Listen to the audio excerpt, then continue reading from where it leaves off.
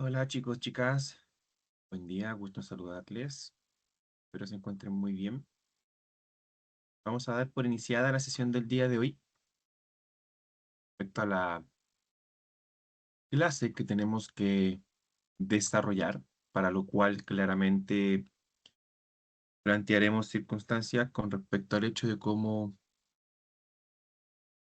em, haremos la entrega de contenidos propiamente tal, que básicamente es nuestra definición de objetivos que ya planteamos siempre para que desde ahí podamos identificar las consideraciones de qué haremos, más que el que entregaremos, porque el que entregaremos claramente está definido dentro de los contenidos. Y ahí, como ustedes bien saben, siempre planteamos nuestro aprendizaje esperado asociado a la clase, y por tanto de ahí trabajamos todo lo que tenga en relación para con la clase propiamente tal.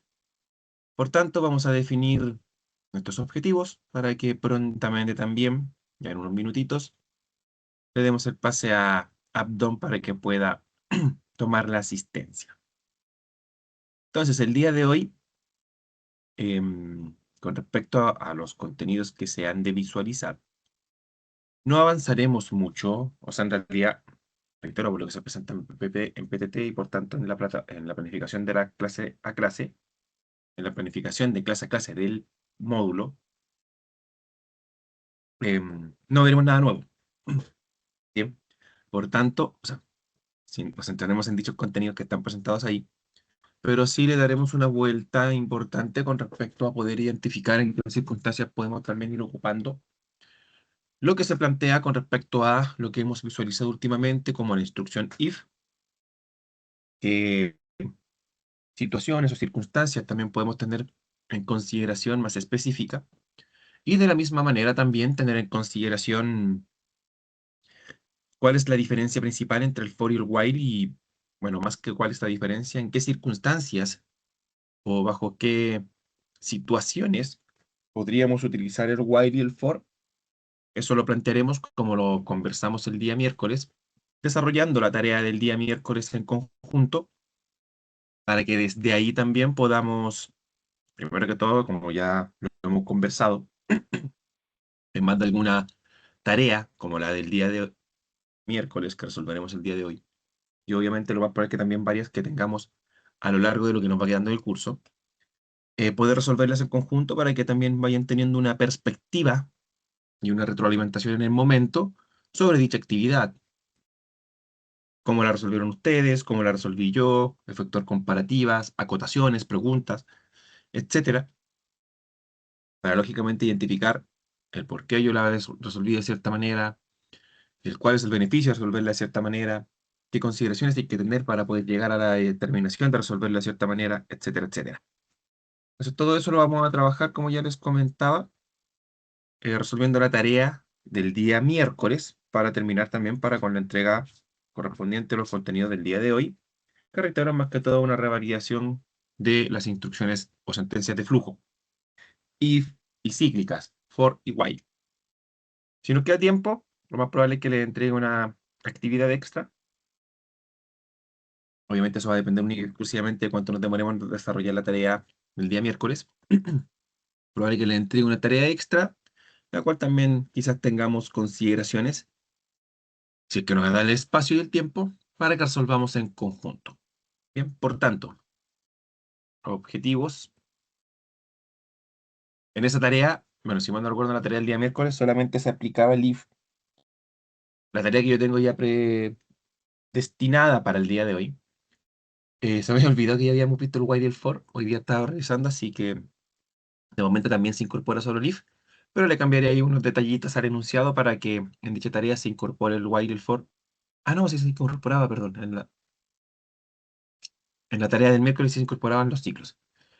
Pero en la que tengo yo ahora también la modificaré para que también se incorpore y lógicamente podamos ver ahí la definición y la incorporación del while, que ahora ya me acordé, en la tarea del miércoles se define que hay que usar el for y yo les mencioné que la íbamos a resolver de tal manera, cambiando también un poquito el enunciado, para que viésemos en qué circunstancias se utilizaría el while.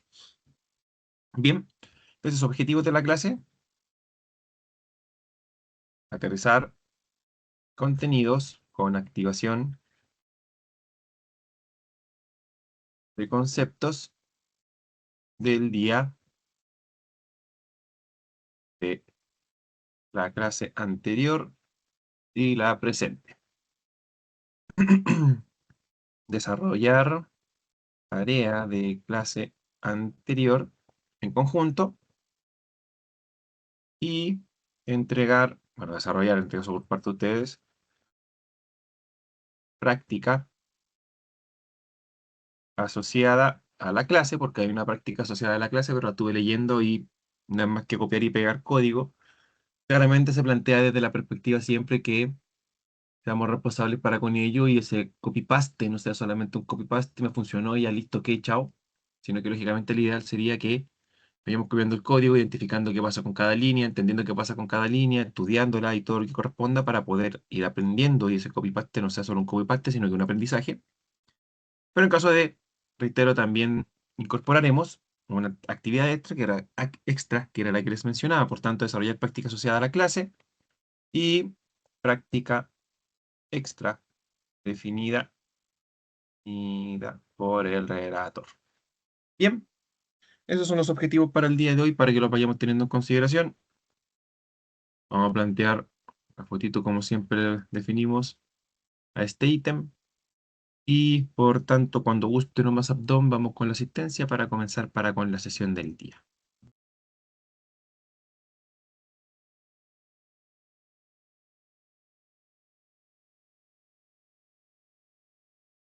Vamos entonces. Áchale. Déjame avisar en el grupo igual, Marcos. Un segundito. No hay problema. Igual hay un poquito, así que vamos a avisar. De hecho, Francesca tiene problemas. Pasaremos. Ahora. No sé si ahora llega Francesca ya. No, no puedo entrar.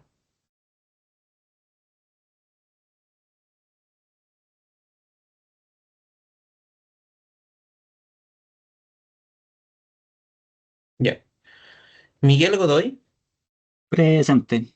Gracias, Miguel. A estos tres de acá no van. Frederick Riveros. Presente. Gracias, Frederick. Marilú Villagra. Hola, presente. Hola, Marilú, gracias. Bernardita Zapata. Presente. Gracias, Bernardita. Joaquín Bueno, Riveros. besito. Que estés bien. Gracias. Chau, Presente. chau. Te amo, un Gracias, chau. Joaquín. Voy a silenciar un ratito a Frederick que ya está listo. Milena Escobar. Presente. Gracias, Milena. Daniel Masbernat. Daniel. Flavio Castillo. Hola, buenos días. Presente. Hola, buen día, gracias, Flavio. Carlos González. Presente. Gracias, Carlos. Soledad Munita. Hola, presente. Gracias, Soledad. Ingresa. Y por ahí. Guillermo Cerdá. Presente. Gracias, Guillermo. Jordan Fajardo. Presente. Gracias, Jordan. Daniel Sáez. Buenos días, presente. Gracias, buenos días, Daniel. Constanza Valderrama. Presente. Gracias, Constanza.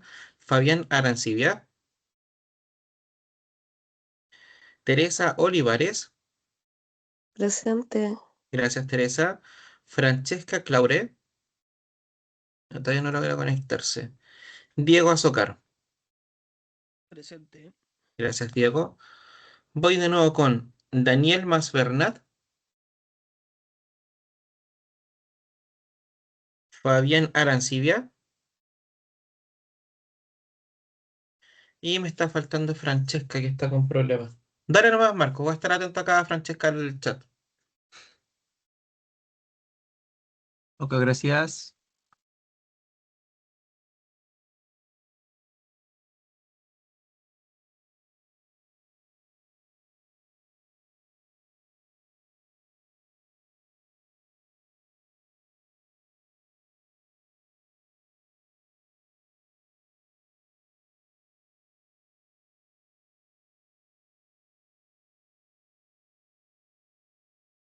Bien, chiquillos, disculpen, estaba echándole una mirada mientras pasaba la asistencia Abdom.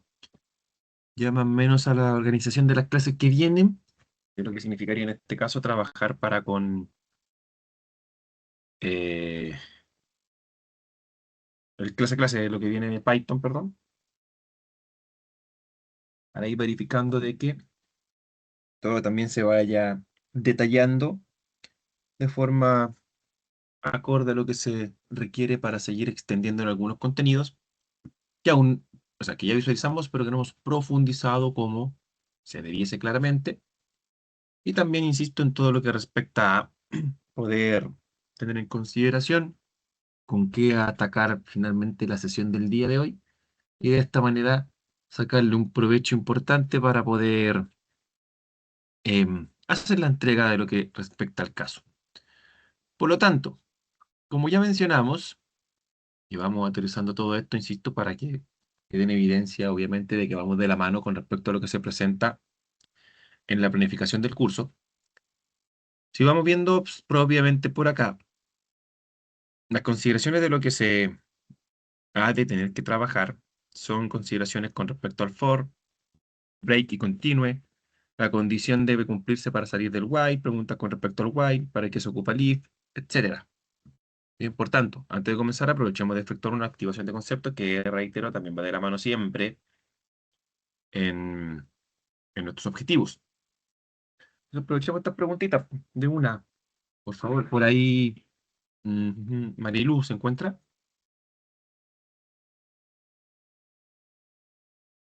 Sí, acá estoy. Hola, buen día, bienvenida. Buen día. Por favor, ¿para qué sirve la instrucción for? For. Ajá,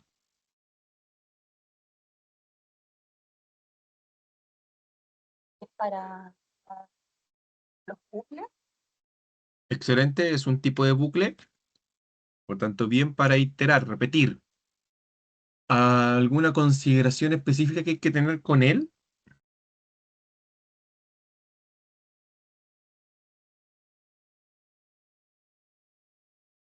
eh, o sea, como bucle de iteración.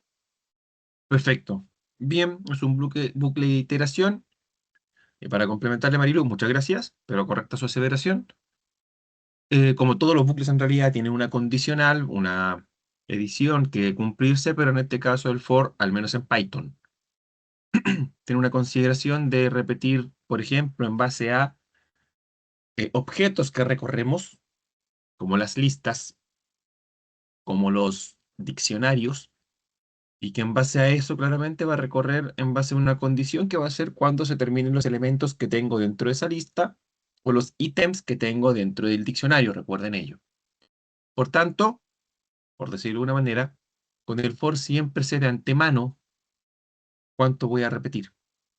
No necesariamente yo, sino que ahí hay una definición propia de decir, ah, ya, si hay una lista de 10 elementos, ¿cuántas veces se va a repetir ese for? 10.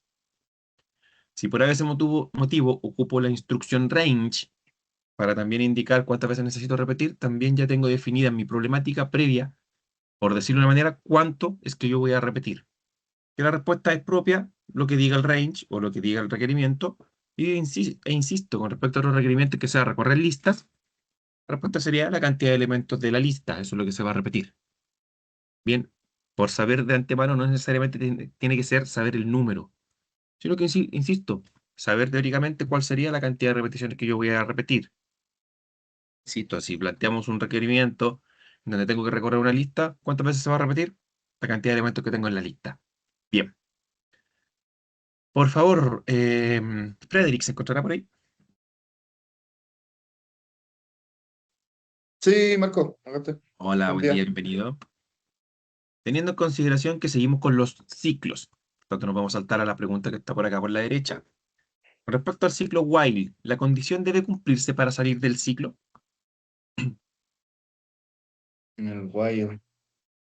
Mm, creo que sí. Creo que tiene que cumplir. Ya, perfecto. Vamos aterrizando qué hace el while, porque el while es un ciclo también, Frederick, con respecto a lo mismo que el for. y se Ujú. repite cuando la condición se cumple o cuando no se cumple. Cuando se cumple. Perfecto. Por tanto, para salirse del bucle, ¿la condición se debe cumplir o no? Claro, sí, para salirse la condición se debe cumplir. Insisto, ojo y atención también a lo que usted está indicando. Para repetirse, la condición se ha de cumplir. Por tanto, para salir del ciclo, ¿se debe cumplir o no? La verdad no lo tengo claro, eso no lo Perfecto, entiendo. Frederic, no hay problema. Muchas gracias de todas formas. 50 y 50 no respondió, pero excelente también. Para que se repita el bucle, como bien mencionaba usted, Frederic, se ha de cumplir la condición. Por tanto, para que deje de repetirse, que a eso nos referimos, quizás también se enredó un poquito con respecto a los términos, para que deje de repetirse, la condición se ha de no cumplir. Y ahí es donde va a salir del bucle propiamente tal. Bien, ahí para que lo tenga en consideración. Pero bien, la mitad de la respuesta, excelente. Gracias, Frederic. Por otra parte, bien, lo que mencionaban todos por el chat también. Tiene una condición de parar. No, si no se cumple, se detiene. Excelente. No se debe cumplir. Excelente. Quizás poner un break o algo así para pasar, para parar. También estaría de la mano y vamos con esa pregunta, por tanto, ahora para Bernardita. ¿Se encontrará por ahí?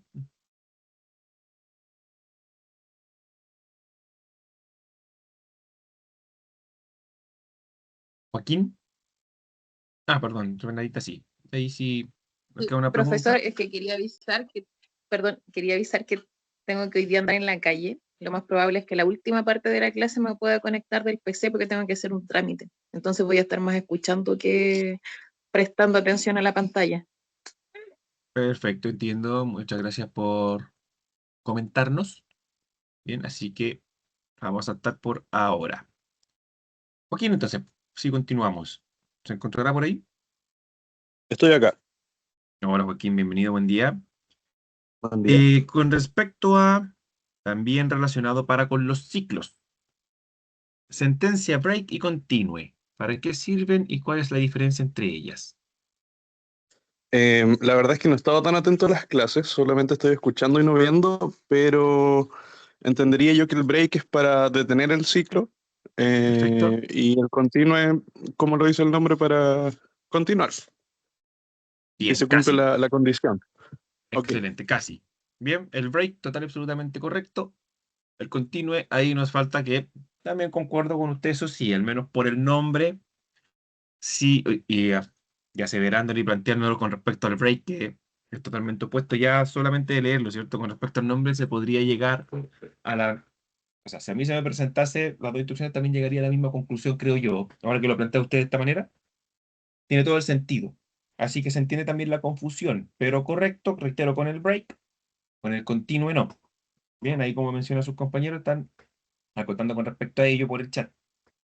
Primero que todo, ambos, y desde ahí creo yo que se le puede plantear ya realmente el por qué el nombre se le asigna continue, bien, porque insisto, entender qué es para continuar, total, absolutamente comprensible.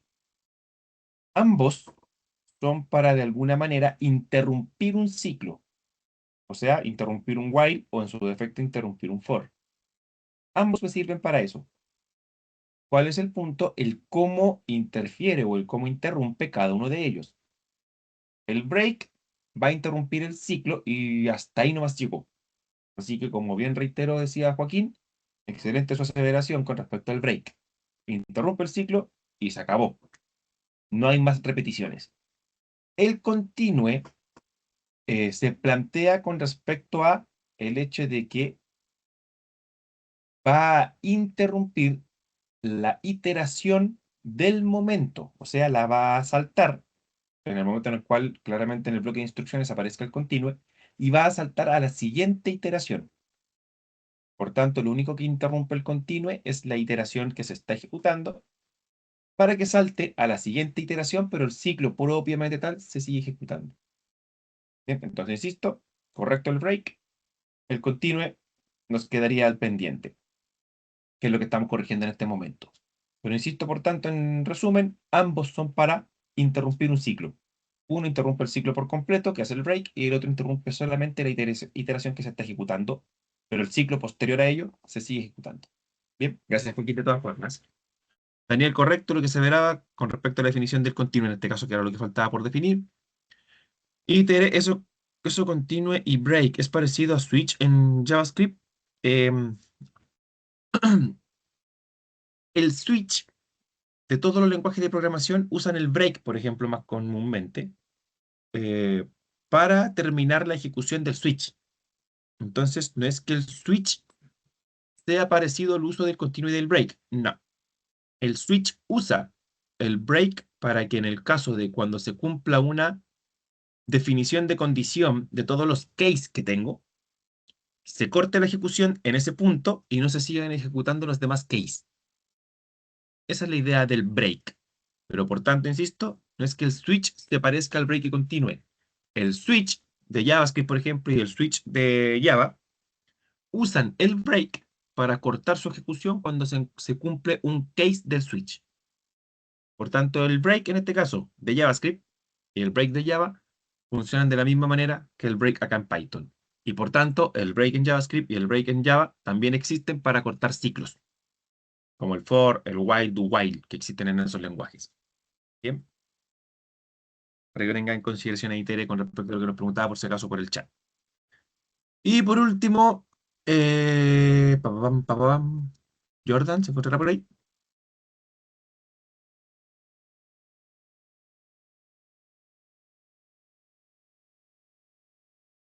Y... Sí, profe, pero tengo Hola, muy mala Jordan. señal. Buen día, estoy con pésima señal.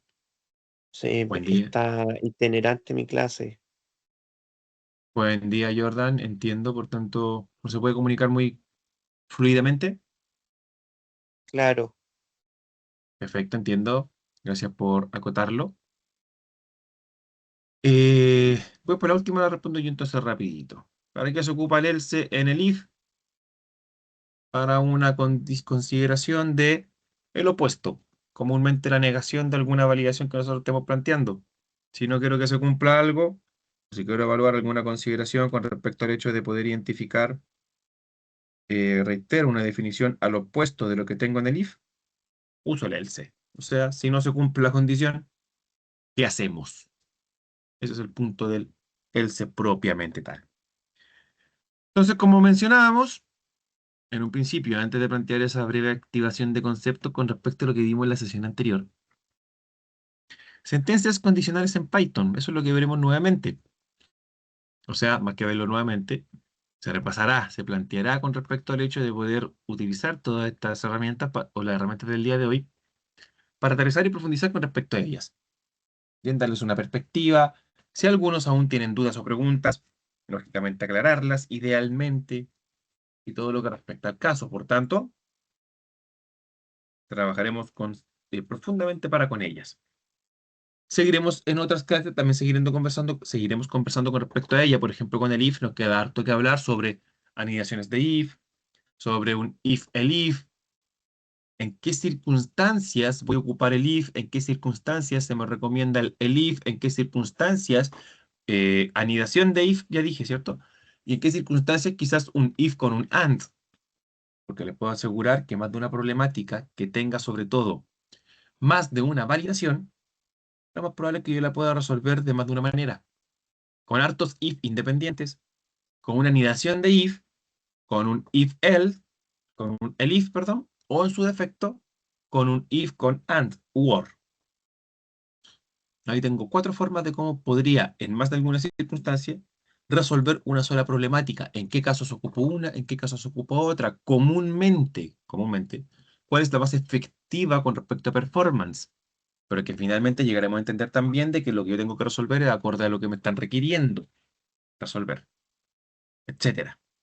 Bien, por tanto, por si acaso, siguientes sesiones, que insisto, es lo que estuve revisando mientras Abdón tomaba la asistencia, tendremos más sesiones con respecto a ello, pero ya a profundizar propiamente tal en el if, porque hay que tener en consideración ello, porque inclusive a veces dependiendo de lo que se pueda plantear. Esto considerando también, insisto, de que va a llegar el momento en el cual nosotros en un trabajo vamos a estar consumiendo una considerable cantidad de datos y por tanto los recursos que nosotros vamos a estar intentando van a ser importantes. Entonces ahí sí la definición de un if de una u otra forma podría repercutir con respecto a la performance del sistema propiamente tal. Desde esa línea, lógicamente, lo tenemos que evaluar y considerar. Por tanto, el día de hoy, ¿qué son las instrucciones condicionales? ¿Por qué usamos condicionales? Siguiendo el flujo de un programa, entendiendo un diagrama de flujo, tipo de sentencias condicionales en Python y expresiones booleanas. Ya sabemos que es una sentencia condicional, reitero, esto lo vamos a hacer rapidito, son 16 slides nada más y después nos dedicaremos, ya mencionamos, a desarrollar la actividad del día miércoles. Pero por favor, chicos, chicas, yo sé e insisto, tengo total absolutamente claro de que obviamente por ser un curso diurno, hay hartas responsabilidades que nosotros tenemos que estar realizando.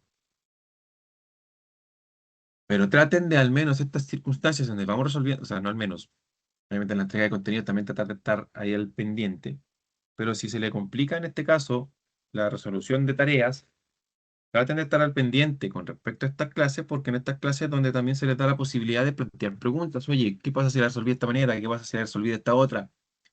Yo la resolví así, ¿está bien? ¿Está mal? ¿O más que mal? Si obviamente llegó a la solución, está bien. ¿Pero tiene oportunidades de mejora? ¿Por qué tiene esa oportunidad de mejora? Etcétera. Esa es la idea. Pero eso lo haremos a continuación. Entonces, ya sabemos que es una condicional. Una condicional en Python, al menos con respecto a un diagrama de flujo, se plantea como se visualiza ahí en pantallita. Total, absolutamente correcto. Tenemos esto es un algoritmo propiamente tal, planteado en lo que se define como un diagrama de flujo. Diagrama de flujo. Que se definen así porque definen el flujo de un programa, de un sistema. Bien, obviamente esto puede ser pequeñito como lo que se presenta, dependiendo del requerimiento que yo vaya a estar resolviendo, o inclusive hay diagramas de flujo enormes, gigantes, que hasta inclusive pueden plantear el flujo completo de un sistema. Bien, teniendo también en consideración que comúnmente hoy en día los sistemas van reduciendo su tamaño porque también se va planteando la circunstancia de trabajar con otras arquitecturas, como por ejemplo arquitecturas de microservicios, y por tanto mi único gran monolito se refiere a que es un único sistema que hace todo. Yo lo voy segmentando y dividiendo en pequeños subsistemas, en pequeños sistemas, microservicios, que se comunican entre sí para cada vez que requieren. Bien, para que lo tengan en consideración. Pero aprovecho este hito de lo que estamos hablando de los diagramas de flujo para ahí darles una orientación también de cómo se trabaja hoy en día y que quizás también les sea beneficioso empezar a complementar una vez vayamos llegando al final del curso para que vayan entendiendo el cómo se trabaja hoy en día también comúnmente en la industria, en este caso. Bien, pero por tanto, insisto, puede ser pequeñito como el que tenemos, o puede ser enorme también, dependiendo de lo que tiene que representar también finalmente qué flujo tiene que representar propiamente tal el caso. Entonces, una condicional es una pregunta, como se ve por acá, que nos va a representar una respuesta false o una respuesta true, un valor booleano. Bien. Por tanto, comúnmente esa condición está compuesta por elementos que van de la mano con respecto a operadores de comparación o funciones o procesos que me entregan un boolean. Eso tenemos que plantear por mente tal. O sea, básicamente procesos que son de sí o no. ¿Se cumple lo que está en la condición? Sí. Igual a true, pasa por un lado. ¿Se cumple lo que está en la condición? No. Igual a false, pasa por otro lado. Lo que se ve en el diagrama es una consideración de un if nada más, no un if else. Más allá de que tenemos en el false una definición de que no pasa nada. Como no pasa nada en programación, eso yo no lo escribo. Bien. Por tanto, lo que tengo aquí en representación es una condicional con respecto a un if. Si pasa algo, pasa por un bloque. Perdón, si se cumple algo, pasa por un bloque. Si no se cumple, no pasa por nada. Por tanto, no se escribe. La definición propia, por tanto, de ese diagrama, insisto, es la de un if, condición, dos puntos, y sabemos que aquí, como Python es un lenguaje intentado, tenemos por acá la definición del bloque. Eso es lo que se está representando propiamente en ese diagrama. Else no hay. Sentencias condicionales en Python, ¿por qué las usamos? Las condicionales son esenciales para tomar decisiones, controlar el flujo, crear programas flexibles. Acorde lógicamente a los requerimientos que nosotros tengamos que resolver, necesitamos tomar decisiones, controlar el flujo del programa, como ya mencionamos, básicamente que no necesariamente se tenga que ejecutar el programa por completo, sino que en base a validaciones vamos a tener en consideración esto sí, esto no. Y por lo tanto, crear programas flexibles que vayan de la mano, reitero, con respecto al hecho de que se ejecute lo que necesito nada más, acorde a un requerimiento que se ha de resolver. Siguiendo el flujo de un programa, aquí podemos notar que tenemos una definición de un pequeño programita que va de la mano con respecto al hecho de poder identificar una validación if. Bien, ahí tenemos un else if. Seleccione cualquier tontera en la flecha. Un if, else. Eso va de la mano con respecto a, en el diagrama anterior, acá también tener un bloque. O sea, en ese punto, yo aquí también tendría un bloque de instrucciones, el cual se plantearía con respecto a qué se haría cuando la instrucción o la condición no se cumpla. A eso apunta el if-else que se define por acá. Estamos solicitando un ingreso, se está parseando de inmediato, se está almacenando en puntos y planteamos la condicional. Si puntos es mayor o igual que 100, felicidades, has avanzado al siguiente nivel. En el caso contrario, game over, inténtalo de nuevo. Bien. Marco, ¿te molesta un segundo? Francesca, Por ¿me dice favor. presente? Presente. Gracias, Francesca. Ahora sí, Marco. Gracias. Gracias, Abdom. Entonces, el flujo, como ya se empieza a ver por acá, puede plantearse desde un diagrama pequeñito como el primero, o ya puede empezar a crecer acorde, reitero, básicamente al algoritmo finalmente que yo quiero representar. Un diagrama de flujo es un lenguaje más de cómo yo puedo escribir un algoritmo. Recuerden que un algoritmo es una secuencia de pasos lógicos para resolver una problemática. Por secuencia no significa que necesariamente tenga que ser secuencial. Por secuencia se refiere a uno tras otro, un paso tras otro. Por tanto, eso significa que pueden haber quiebres y flujos y divisiones con respecto a nuestra ejecución de código, claro. Bifurcaciones con respecto a él, claro. No necesariamente, reitero, tiene que ser secuencial y ejecutarse todo. Aquí, por ejemplo, estamos planteando un inicio y un fin. Recuerden también que todo algoritmo es lo que debe tener, definición propiamente tal. Un inicio y un fin. Si no tiene un fin, no es un algoritmo. Bien. ¿Qué se plantea posteriormente a ello? Solicitud de abastecimiento. ¿Es una nueva compra? Si no es una nueva compra, ¿es el proveedor indicado? Si es sí, se realiza el pedido, se emite la compra y se termina. Por otro caso, se podría plantear el hecho de que en el momento en el cual se emite una solicitud de abastecimiento, ¿es una nueva compra? No. ¿Es el proveedor indicado? No. Volvemos por acá, por tanto, petición de ofertas y o presupuesto. Un proceso correspondiente. ¿Precio adecuado? No. Lógicamente se plantea nuevamente el proceso de ofertas y presupuesto. No, no, no, hasta que finalmente se plantee la consideración de que el precio se adecúa. Si se adecúa, sí, aprobación de proveedor, realización de pedido. Compra, fin. Y por último, el caso correspondiente de es una compra nueva, sí, petición de ofertas y o presupuesto. Si se indica que es el precio adecuado, sí o no, ya sabemos que se repite ahí básicamente con respecto a ello. Precio adecuado, sí, aprobación de proveedor y se realiza el pedido. Esto, insisto, es lo que nosotros conocemos como un diagrama de flujo que se nos puede presentar en más de algún caso. Todo depende de cómo se trabaje en la gestión del proyecto uno u otro.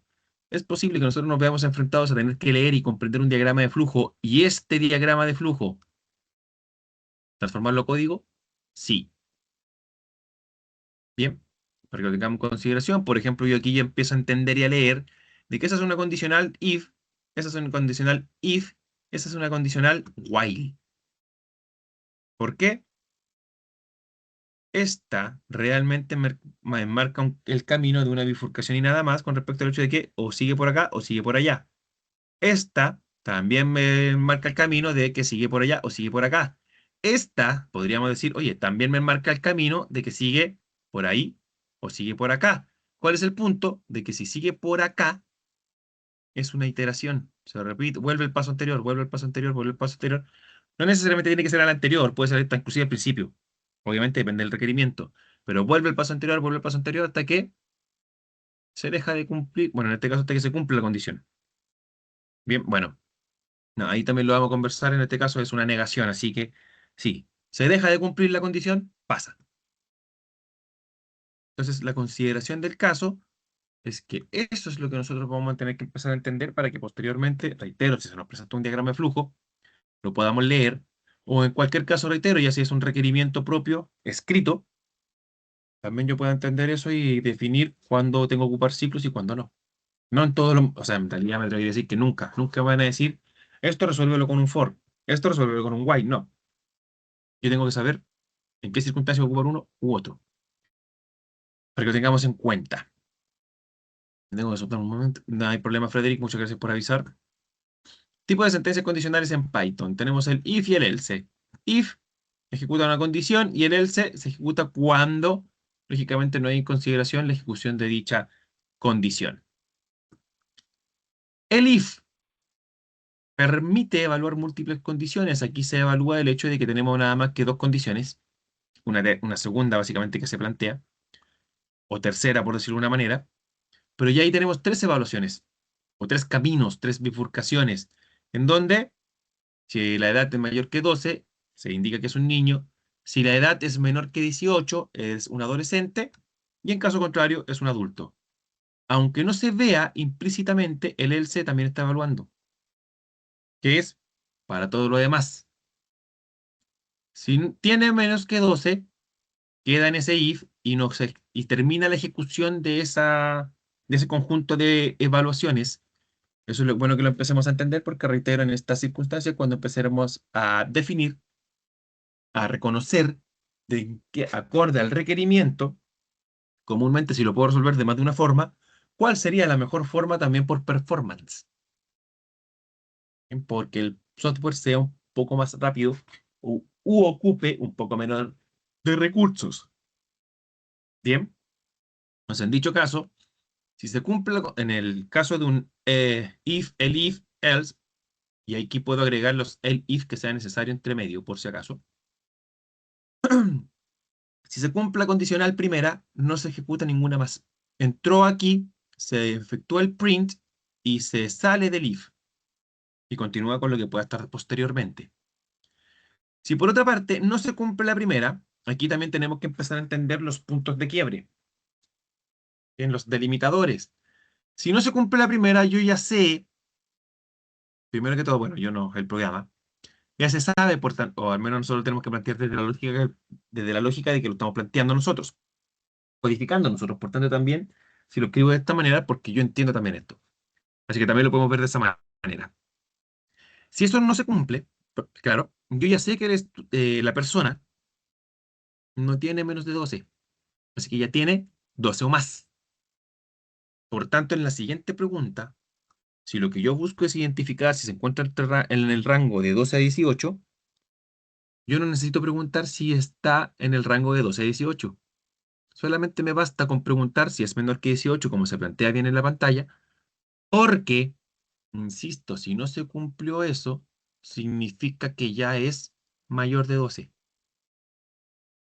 Con esa pregunta em, uy, se me fue la palabra. Me estoy ayudando, me estoy convalidando con respecto al hecho de que, como yo ya sé que tiene 12 o más, solamente pregunto si tiene más de 18 y por tanto es un adolescente. Misma situación. Si entra en esa condicional, se cumple, muestra el print y hasta ahí llegó la ejecución. Por tanto, insisto, tiene un proceso de optimización, el if, para ciertos casos, insisto, en los que se pueda, para con el hecho de plantear condicionales de forma independiente. Bien, para que se tenga en consideración. Y obviamente, reitero, no significa que siempre es lo que voy a utilizar para cuando tengo que efectuar más de una validación. Depende del requerimiento siempre. Por tanto, tenemos la muestra del caso. Y por último, claramente, si no se cumple, es mayor que 12. Si no se cumple en ese punto, por tanto, es mayor que 12 y es mayor que 18. Basta con decir que es mayor que 18 claramente. Y si no, el else, insisto, también es una condicional que nos plantea el hecho de todo lo que no. O sea, para todos los mayores que 18, está diciendo el else, eres un adulto. Y obviamente ahí termina su ejecución. Esas son las consideraciones que tenemos que tener en cuenta para con el if. El if puede que se ejecute solamente una variación y si entra la primera ya está, o puede que se ejecuten todas. Obviamente depende del dato que se va a estar evaluando. En este caso, la edad. Actividad práctica. En ese después le damos espacio para que lo puedan resolver de forma independiente. Vamos a plantear las circunstancias para con ello. Bien, reitero, al terminar la clasecita del día de hoy vamos a tener estas tareitas lo más probable para que en base a dichas tareitas podamos trabajar para con la práctica de todo lo que tenemos a que tener en consideración. Inclusive, en la tarea que les tenía para el día de hoy ni siquiera incorporé diccionarios y listas. Es probable que lo incorpore. Que por lo demás, inclusive, uy, tienen 2 clases más de estructuras de datos. Así que reitero, no lo vean como algo repetitivo, véanlo como algo que nos va a dar el pie y la opción de poder profundizar en ello. Por ejemplo, nosotros no hemos estado profundizando tanto realmente en a qué nivel yo podría llegar a generar estructuras de datos con listas y diccionarios. Puedo llegar a un nivel importante de estructura con respecto a, claramente, datos estructurados que yo puedo tener en la base y empezar a consultar datos relacionados entre sí. Entender bien los diccionarios y las listas, como ya mencionamos en conjunto, nos va a ayudar a entender apropiadamente los JSON. Nosotros vamos a aprender acá PostgreSQL, modelo de base de datos relacional. Aprendiendo eso, a grosso modo, reitero, lo mismo que le mencionaba de los lenguajes de programación. Aprendiendo un lenguaje, en mi opinión, aprender otro no me debería costar. Sí tengo que tener en consideración que no son idénticos, claramente, pero las bases de programación son las mismas. Con respecto a motores de base de datos relacionales, pasa lo mismo. Todos funcionan bajo un estándar de lenguaje que es el lenguaje consulta SQL. Si yo aprendo PostgreSQL, aprender Oracle, aprender SQL Server, aprender MySQL, aprender MariaDB, etcétera, no me debería representar ninguna complicación. Porque eso sí, claro, al ser un estándar SQL de las bases de datos relacionales, están todas, pero tienen pequeñas diferencias, eso sí, en cada uno de ellos, pero mínimas, en mi opinión, con respecto menos al lenguaje. Bien, ojo con ello también. Y claro, puedes decir, oye, pero PL/SQL de Oracle es mucho más que solo SQL. Sí, pues ahí hay que profundizar en ello si lo quieren aprender. Transact SQL, lo mismo, de SQL Server, etcétera. Pero la esencia del motor de base de datos y de lo que significa modelar para un motor de base de datos relacional es exactamente lo mismo en todos.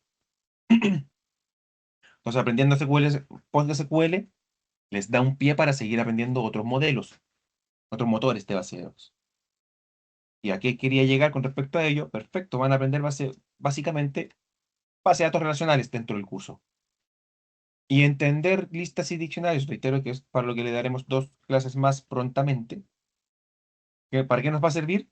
Para poder también entender no solo los JSON, sino que también, por ejemplo, el cómo trabaja MongoDB, base de datos no relacional, que ahí obviamente les podemos dar un pie de orientación.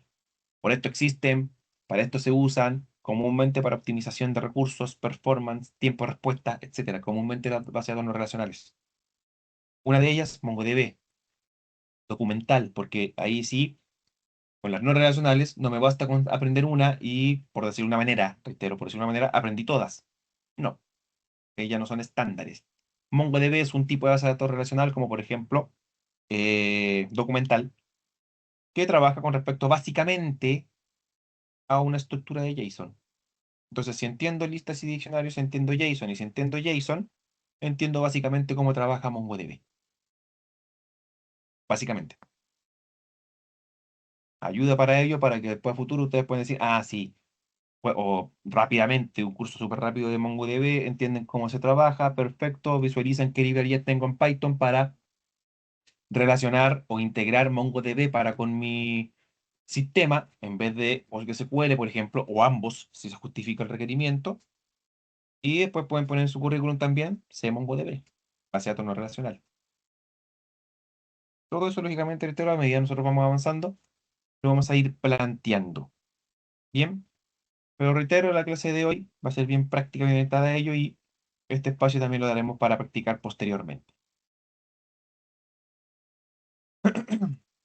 Y eso, la aclaratoria con respecto a los contenidos que vienen. Aprovechen cada clase que finalmente tengamos un contenido, por decirlo de una manera repetido, no es que sea repetido, yo creo que genera una introducción primero de todos los tópicos, y después profundizamos. Vienen funciones nuevamente también, de nuevo. Nosotros vimos cómo definir una función, pero ¿qué nos falta de una función?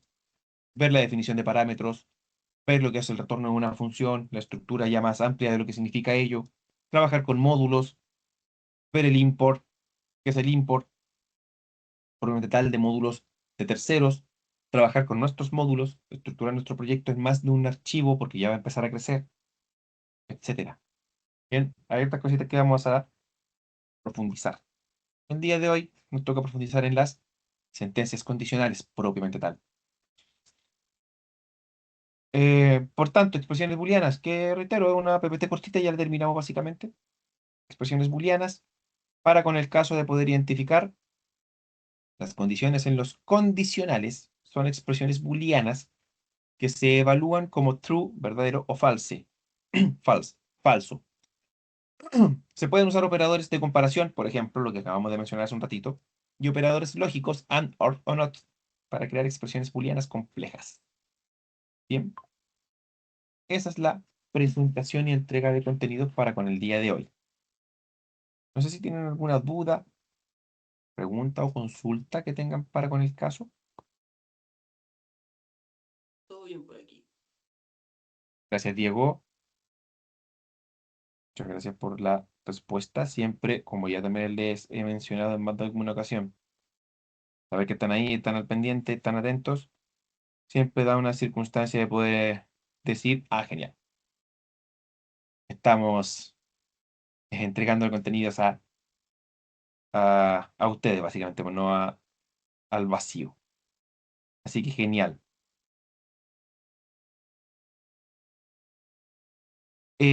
¿Alguna duda, pregunta?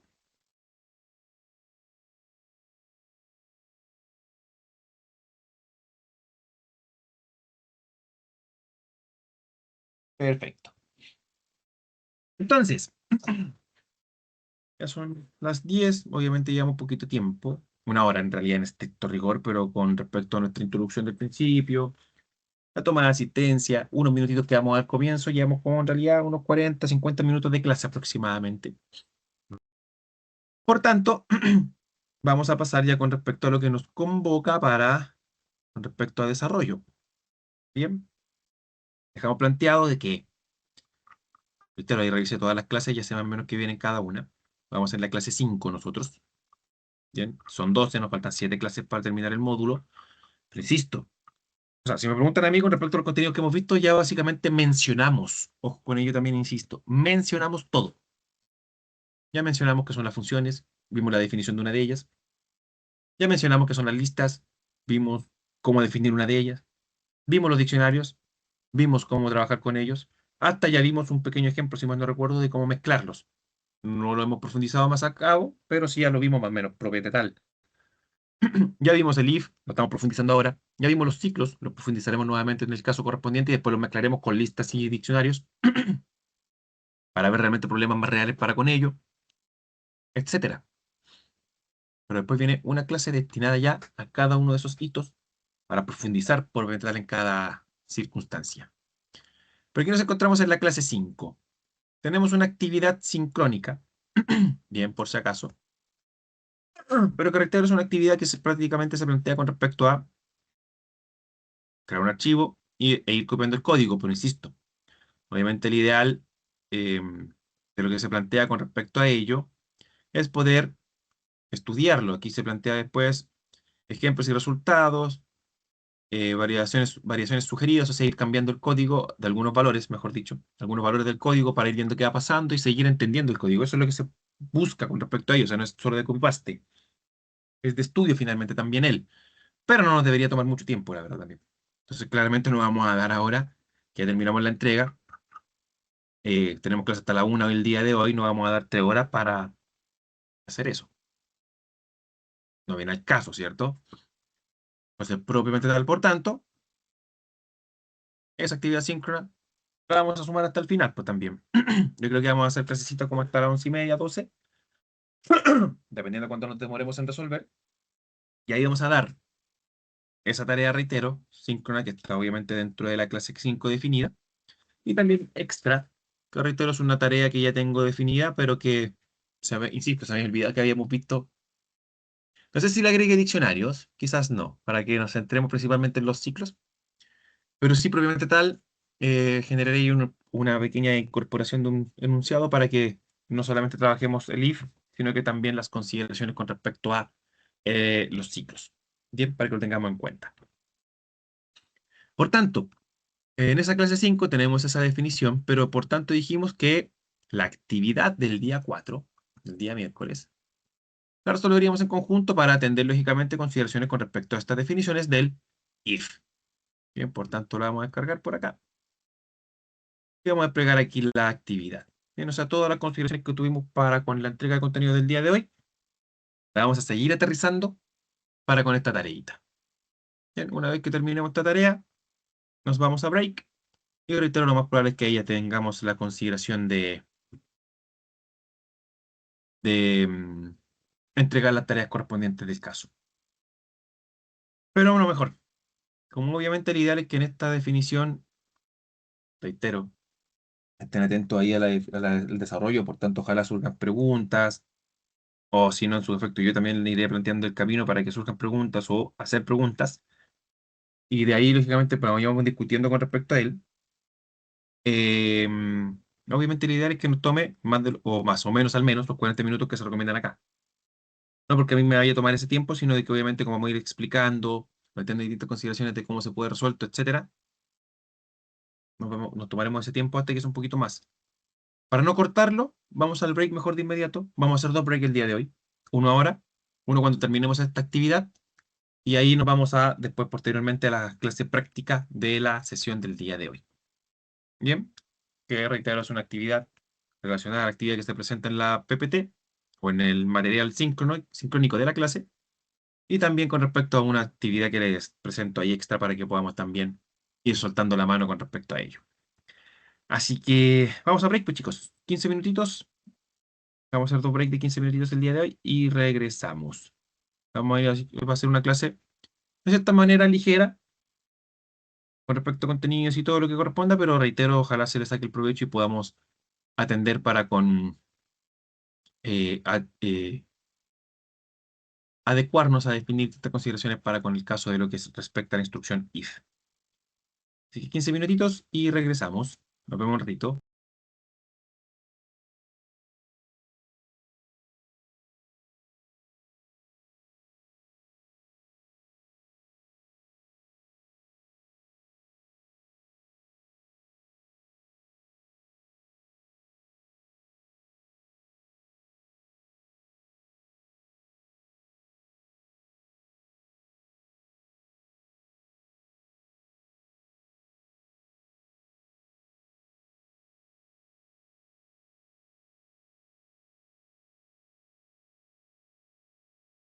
Bien, chicos, chicas, vamos a continuar para con la clase. Como ya mencionamos, vamos ahora a desarrollar una tareita, que es la tarea del día miércoles de la clase sincrónica, para que ahí tengamos perspectivas de cómo se pudo haber resuelto, como ya mencionamos, observaciones de los tópicos que hemos visualizado hasta el momento, principalmente ciclos y variaciones, y distintas circunstancias para con el caso. Por lo tanto, plantearemos la resolución de la tarea. Para ello, como es costumbre, bueno, más que costumbre, es nuestro ambiente de desarrollo, por tanto es lo que estaremos trabajando propiamente tal para con todo nuestro curso, pero claramente si por ese motivo nuestras circunstancias se planteasen para con Otra herramienta de desarrollo, claramente tendríamos que trabajar para con ella. Por lo tanto, vamos a trabajar con Visual Studio Code. Y aquí vamos a desplegar una nueva carpetita en donde le vamos a definir ejercicio práctico, clase 4. Bien. Plantearemos distintas consideraciones, uso de Git, algunos recordatorios, como por ejemplo el readme. Obviamente el punto Git ignore no lo vamos a usar de momento ni recordarlo porque seguiremos trabajando solamente con un documento, por tanto no viene al caso trabajar para con él. Bien. Por lo tanto, vamos a ir planteando distintas consideraciones, reitero, para con las circunstancias del caso. No tengo idea si ya la terminal integrada está ok. Recuerden que en la clase anterior también tuve algunas complicaciones con la terminal integrada, entonces planteé integrales externas. Creo que para el caso al menos de la clase queda igual más ordenado con respecto al hecho de trabajar externamente, así que voy nuevamente a trabajar con la PowerShell y nuevamente para con el Git Batch. En uno iré mandando comandos Git y en el otro iré enviando comandos de Python en ejecución para con el caso. De ahí en más, sé que tengo que moverme a la carpeta, cd, change directory.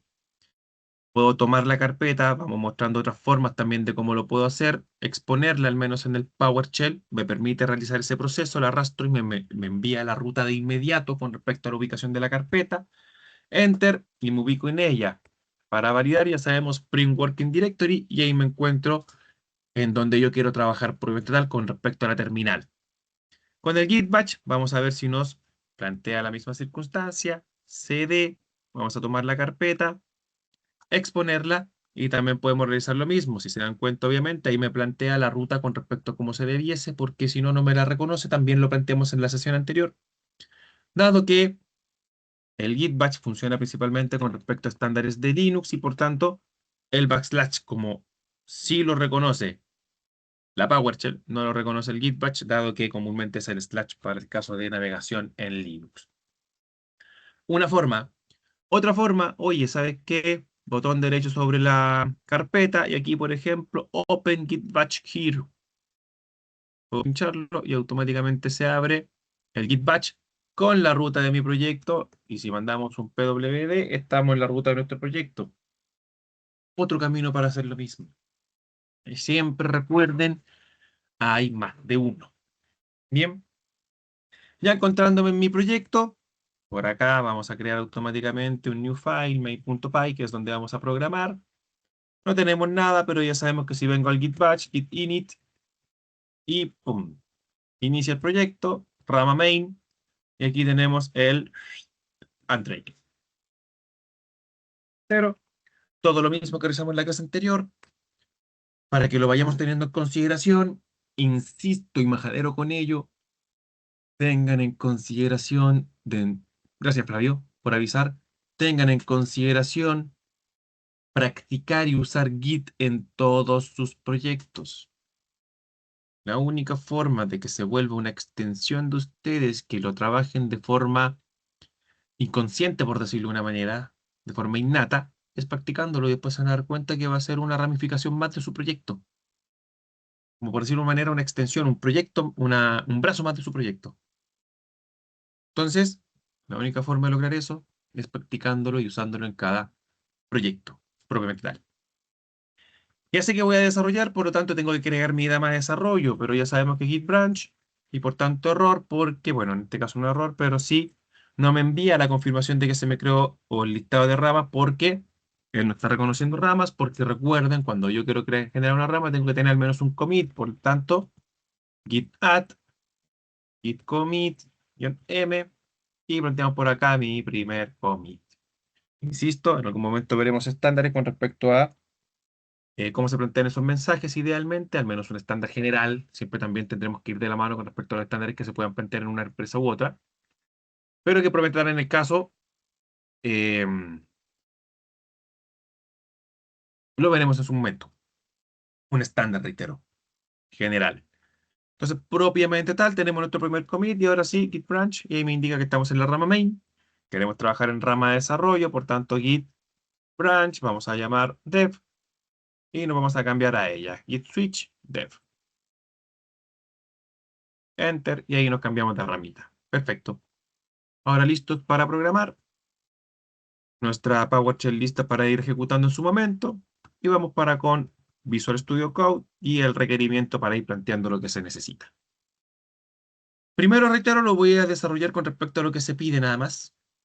Y después haremos un pequeño alcance con respecto al requerimiento de cambio, para cambiarle algo, un detallito, para que veamos si justifiquemos, en estos casos es en los cuales utilizaría el while. Bien, para que nos acerquemos un poquito a ello. Por tanto, la descripción nos indica básicamente qué es lo que tenemos, qué es lo que vamos a trabajar dentro del curso, pero después nos interesan a nosotros las instrucciones. Solicitar las notas. Utiliza la función input para solicitar al usuario nombre del curso y que indique la cantidad de notas que desea ingresar. Con un ciclo for pide cada una de las notas y calcula el promedio. Calcular el promedio. Suma el total de notas y divídelo por la cantidad. Operaciones aritméticas. Mostrar el resultado. Utiliza print para mostrar el promedio calculado en pantalla más el nombre del curso. Perfecto. Entonces, ¿con qué comenzamos? Solicitud de datos. Por lo tanto, vamos a plantear, tenemos que pedir el nombre del curso y la cantidad de notas que desea ingresar para posteriormente pedir la cantidad de notas. ¿Por qué se plantea primero que todo? Obviamente ustedes pueden decir, oye, tenemos que ocupar for porque nos indican acá usar el for. Ahí nos están indicando con un ciclo for. Pero no es la respuesta. O sea, no es la respuesta, me refiero al por qué tenemos que usar el ciclo for. Tengan en consideración, tengan en cuenta de que siempre que nosotros vayamos a plantear o recibamos, mejor dicho, un requerimiento, a nosotros nunca nos van a decir, oye, en esto usa un for, en esto usa un while, en esto usa funciones, en esto usa función con recepción de parámetros, en esto aquí. Bueno, eso sí, puede que sea el requerimiento que se plantee tal definición de función, tiene que recibir tales parámetros y retornar tal cosa, porque eso obviamente sí, lo más probable es que sea parte de la documentación. Pero más allá, todo lo demás es lógica nuestra, experiencia nuestra, expertise nuestra. Y desde ahí, por tanto, la definición de qué ciclo tengo que usar en una u otra problemática, si se requiere por lo demás, es definición mía. Por tanto, la justificación del hecho de que yo aquí voy a usar un for, y que reitero, al menos por el enunciado, yo también usaría la misma, es el hecho de que yo no sé cuántas notas va a ingresar el usuario, pero el programa, en el momento en el cual el usuario ingresa la cantidad de notas, ya sabe cuántas son. Por tanto, ya sabe cuántas veces va a requerirse la cantidad de notas. Por tanto, cuántas veces se va a repetir esa solicitud. Distinto es que aquí dijese, que indique la cantidad de notas, el enunciado dijese por alguna parte, el usuario puede ingresar tantas notas desee. En tiempo de ejecución yo tendría que darle la posibilidad al usuario, ¿necesitas otra nota? Sí. ¿Necesita otra nota? Sí. ¿Necesita otra nota? Sí. Y así sucesivamente. ¿Y por qué un condoro? No hay problema, pues recuerde que esta actividad es del miércoles. Así que aquí nosotros la estamos resolviendo, reitero, como la actividad propiamente tal era la del día de hoy. Los contenidos eran acotaditos con respecto a la instrucción if. Básicamente, ¿qué visualizamos? Aprovecharemos de resolver esta actividad para que tengan perspectivas y para seguir utilizando la instrucción if. O bueno, los ciclos en este caso principalmente, en realidad más que todo. Bien, solo por eso. Así que no, esta actividad está bien, se tuvo que resolver el día miércoles. No hay problema. Estaba en lo correcto. Entonces ahí depende del enunciado, finalmente lo que yo voy a determinar si voy a usar el for o el while.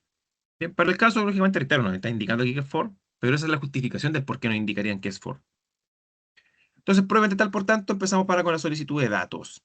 Vamos a plantear nombre curso igual a input con respecto a identificar el hecho. Primero ingresa el nombre del curso. Punto espacio.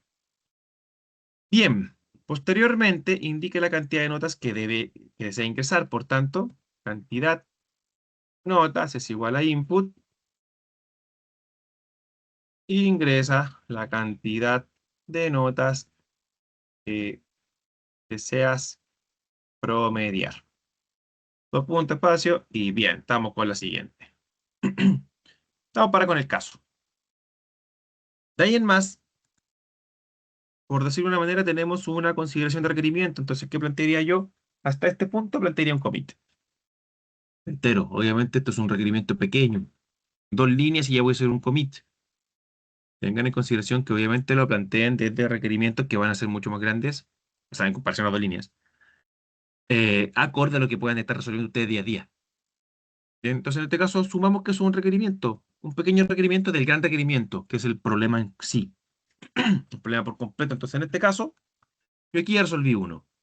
Sería ideal, eso sí, este input, administrarlo con respecto a un int, para tener certeza de que es un numérico, porque después lo voy a plantear básicamente como un contador, como un límite de contador.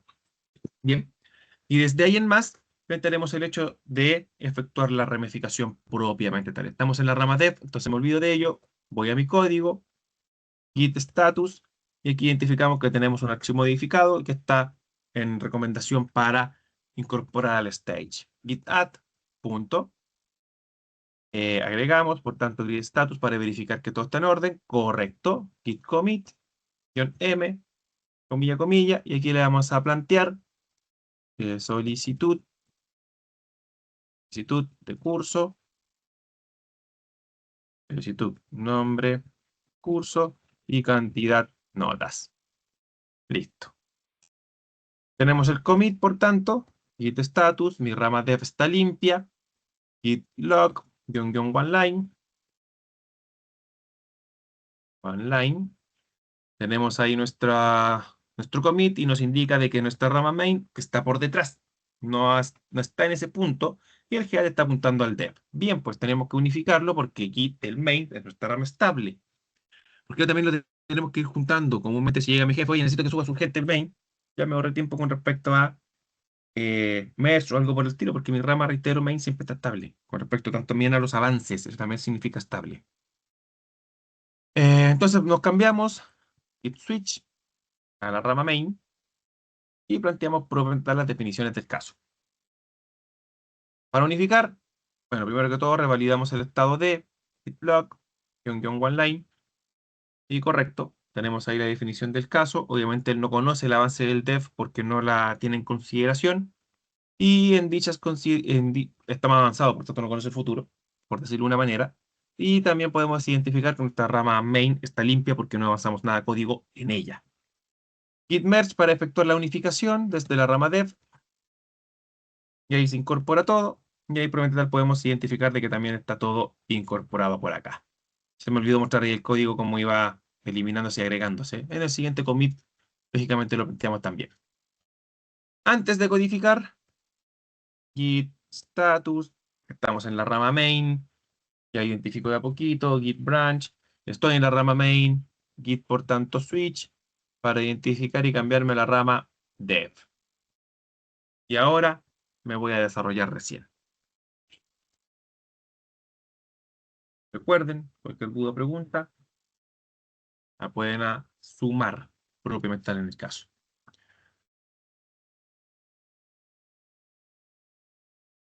Vamos a dar un paso a la Soledad que está escribiendo.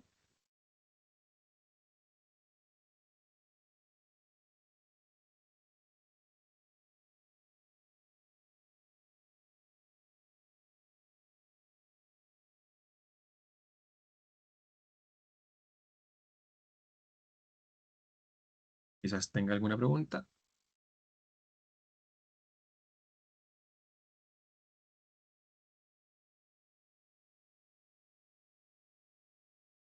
Perfecto, Soledad. Se entiende también. Ahí también recomendación, en medida de lo posible, claramente. Tratar de tener siempre un computador que al menos tenga los requerimientos mínimos para poder desenvolvernos apropiadamente con respecto a nuestros trabajos. ¿Bien? Obviamente ya después hablando del trabajo real, o sea, del trabajo real me refiero a participar de un trabajo. Realmente comúnmente hoy en día entregan computadores en la mayoría de los trabajos, comúnmente. Así que por ese lado estamos tranquilos. Bien, pues tenemos las consideraciones del caso y por tanto estamos en la rama dev, podemos seguir con el desarrollo. Requerimiento 2. Con un ciclo for pide cada una de las notas y calcula el promedio. Por tanto, ahora tenemos que plantear un for, donde vamos a plantear la consideración de una instrucción, de un contador, básicamente i. Nos va a plantear el range, o hasta el range, perdón, ¿cómo era? In range, en donde ese range va a contarse con respecto a cantidad de notas. Para verificar que todo va en orden, enter, y aquí vamos a mandar un print, primero que todo de i. Ir probando. Antes de ir ejecutando lo que sea, vamos a ir verificando. Estamos en la rama dev, perfecto, y por acá vamos a mandar un Python main, para verificar que esté ok. Nombre del curso, Full Stack Python. Cantidad de notas a promediar, 5. Del 0 al 4, excelente. Vamos súper bien. Tenemos la consideración de la definición del ciclo for. Ahora lo que tenemos que hacer es pedir notas, por tanto.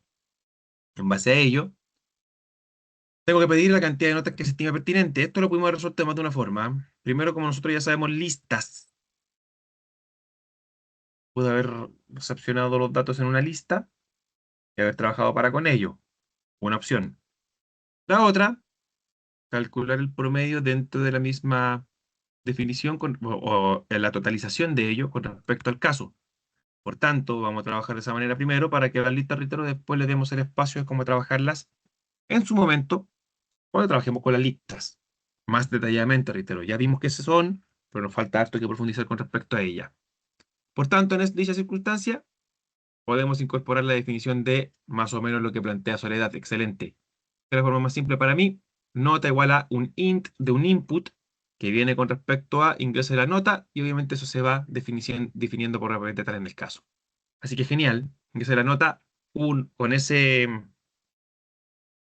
template string que tiene ahí de i más 1, lógicamente va a ir indicando que ingrese la primera nota con el gatito anterior. Ingresa la primera nota, segunda nota, tercera nota, propiamente tal es lo que se plantearía en el caso. Así que genial, Soledad, muy buena acotación. Para hacer una cadena dinámica, pues el propiamente tal, perfecto, podemos definir la nota, pero ¿qué es lo que yo voy a hacer automáticamente? Un acumulador. Bien, entonces vamos a definir por acá afuera un acumulador igual a 0. Y ese acumulador va a ser igual a suma más nota. Y la nota tiene que pedirle primero, lógico. Está bien, entonces nota es igual a input ingrese nota. Una forma bien genérica para con el caso, lo cual también tendría que estar parseado. Por tanto, int con respecto a ello. Otra, lo que nos mencionaba Soledad, plantear una cadena dinámica, interpolar con la F, y por tanto aquí ingrese la nota, número básicamente, o número, como ustedes le quieran colocar, coloquemos de esa manera, un número, y aquí el i más 1. ¿Por qué i más 1? Ya sabemos que i va a empezar en 0 y va a ir aumentando de 1 en 1, por tanto ya verificamos, inclusive en nuestra ejecución, que va de 0 a 4. Y yo quiero indicar ingresa la nota número 1, la nota número 2, la número 3, por tanto le sumo 1 para que quede desde el 1 al 5, por ejemplo. Bien. De ahí en más, por tanto, ahora sí, voy a generar un acumulador. En programación tenemos varios conceptos que van de la mano con respecto a cómo yo puedo trabajar distintas circunstancias con el caso. Y una de ellas es contador y otra de ellas es acumulador, para principalmente operaciones, acumulador. El contador comúnmente es el que va de uno en uno.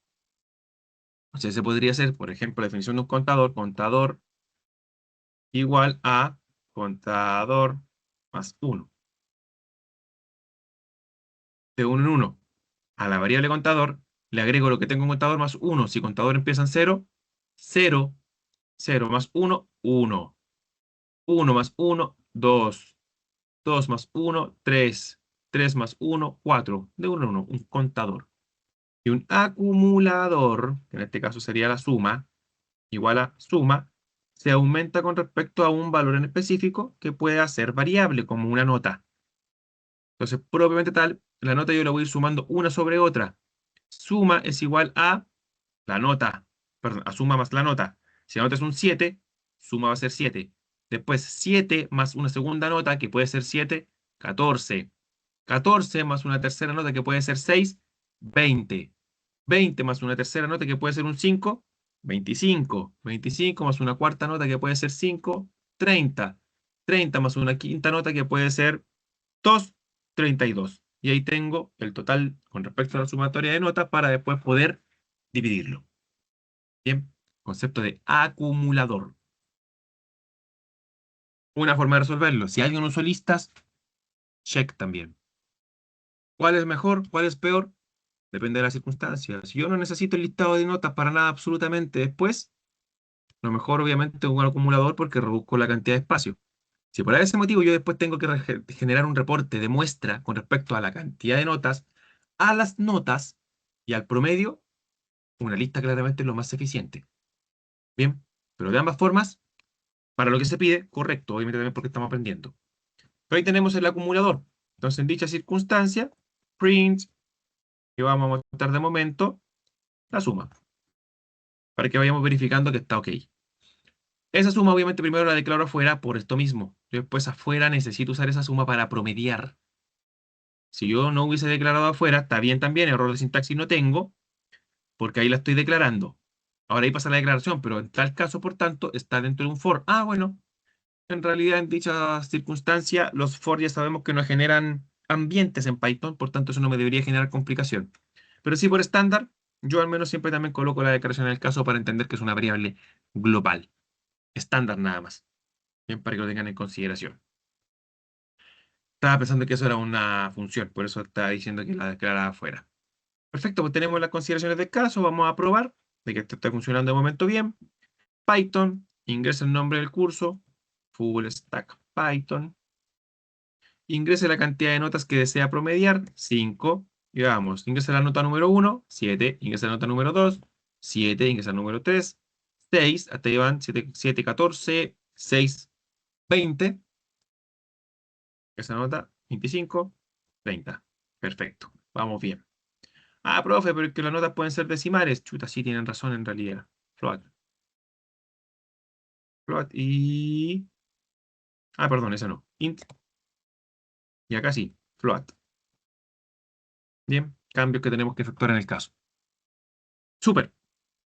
Hasta aquí, importante, tenemos la sumatoria de la solicitud de notas y la acumulación. Vamos por acá. Git status. Cambios en el main. Git add punto. Perdón, en el archivo main de la rama dev. Ojo, no nos confundamos con la rama main, en mi caso. Git status. Se incorporó el main.py a el stage. Git commit. -m. Modificación de tipo a las notas, coma. ¿Qué más? Solicitud de notas, coma, acumulador de notas. Enter. Está hecho el commit, git status, rama limpia, git log, one line, y verificamos que nuevamente nuestra rama se encuentra por main, se encuentra un commit por detrás de la dev, porque lógicamente en ella estoy desarrollando en la dev, y ahora tengo que mandar estos cambios a mi rama estable. Git switch, dev. Git switch, main, lo cambiamos de rama para verificar, git log, one line, y ahí tenemos la verificación propietaria que estamos en ella, git branch, estamos en ella, y hacemos el git merge para con dev. Hacemos los cambios, hoy otra vez nos mostré la actualización del código, de ahí ya la última sí o sí, y tendríamos en consideración la resolución de este requerimiento, o sea, hasta este punto, vamos, bien. Y calcula el promedio, nos falta calcular el promedio. Por tanto, para calcular el promedio, suma el total de notas y dividirlo por la cantidad, nos faltaría solamente la división, por tanto, en dicha circunstancia. Entonces, ojo, antes de control Z, porque me voy a poner a codificar en la main. Entonces, por tanto, en realidad, antes de ponernos a hacer cualquier cosita, git status ya sabemos, está limpia, Hicimos el git log, guión one line. Primero siempre cierra todo el proceso mejor. Y aquí ya sí, git switch, rama dev, porque si no pues se ponen a programar, no se dieron cuenta y estaban en la main. Hay formas, lógicamente, de solucionar todo eso, profundizar. Pero mejor acostumbrarnos de a poquito a tratar de evitarlo para reducirlo. Después también a medida que vayamos avanzando, lógicamente vamos a ir aprendiendo nuevas circunstancias acorde a los problemas que se nos pueden presentar en algunas u otras circunstancias. Bien, pues tenemos nuestra rama dev. Y en la rama dev vamos a seguir avanzando ahora sí. Nos ratificamos que estamos ahí. Git branch. Bien, estamos en la rama dev. Entonces, quitamos este suma y vamos a definir probablemente tal la definición del caso del promedio. Por tanto, promedio es igual a suma partido en cantidad de notas. Perfecto. Verificamos probablemente tal, print, la definición de lo que se plantea, efectuamos el cálculo del promedio y mostrar el resultado en una salida. O sea, vamos a matar los dos últimos requerimientos de una. Print, y aquí vamos a mandar una F para cadena dinámica, el promedio del curso,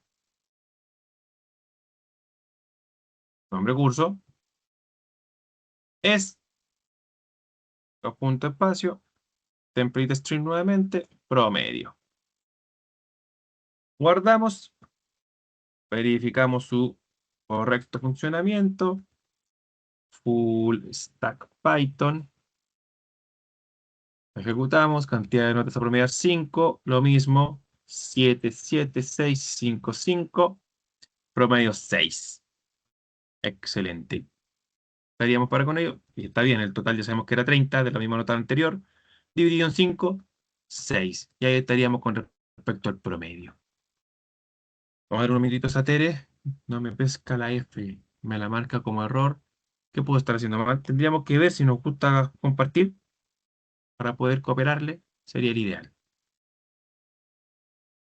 Por favor.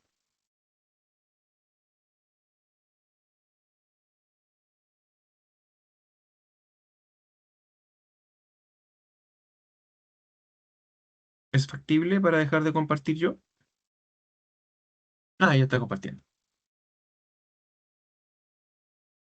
Está usando backslash, perdón, backtick, el tilde al revés. Y aquí en Python no existe eso, eso en JavaScript, que con eso nos basta para Oh, interpolar.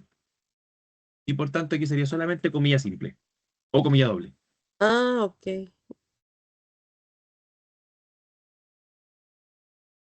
Ahí estaríamos, ¿no? Pero está como cadena de texto, ¿no? O sea, todo. Por ejemplo, esta parte de acá. Quite el espacio entre la F y la cadena. Ah. Ahí sí.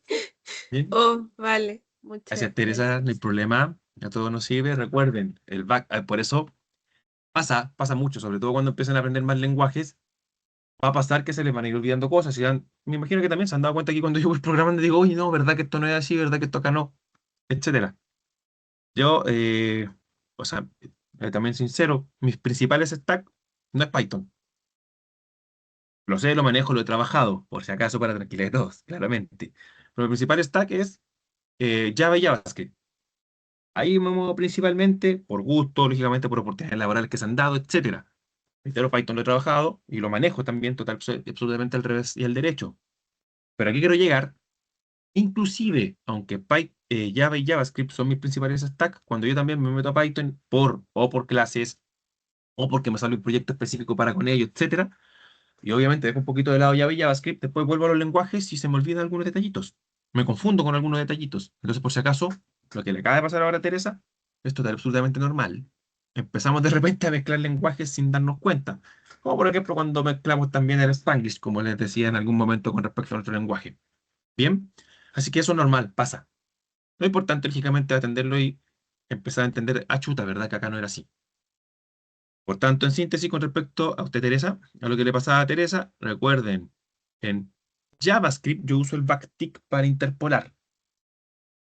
Bien, oye, que me dan un minutito, que tengo un llamado, parece que un poquito urgente. Un minutito, al tiro regreso.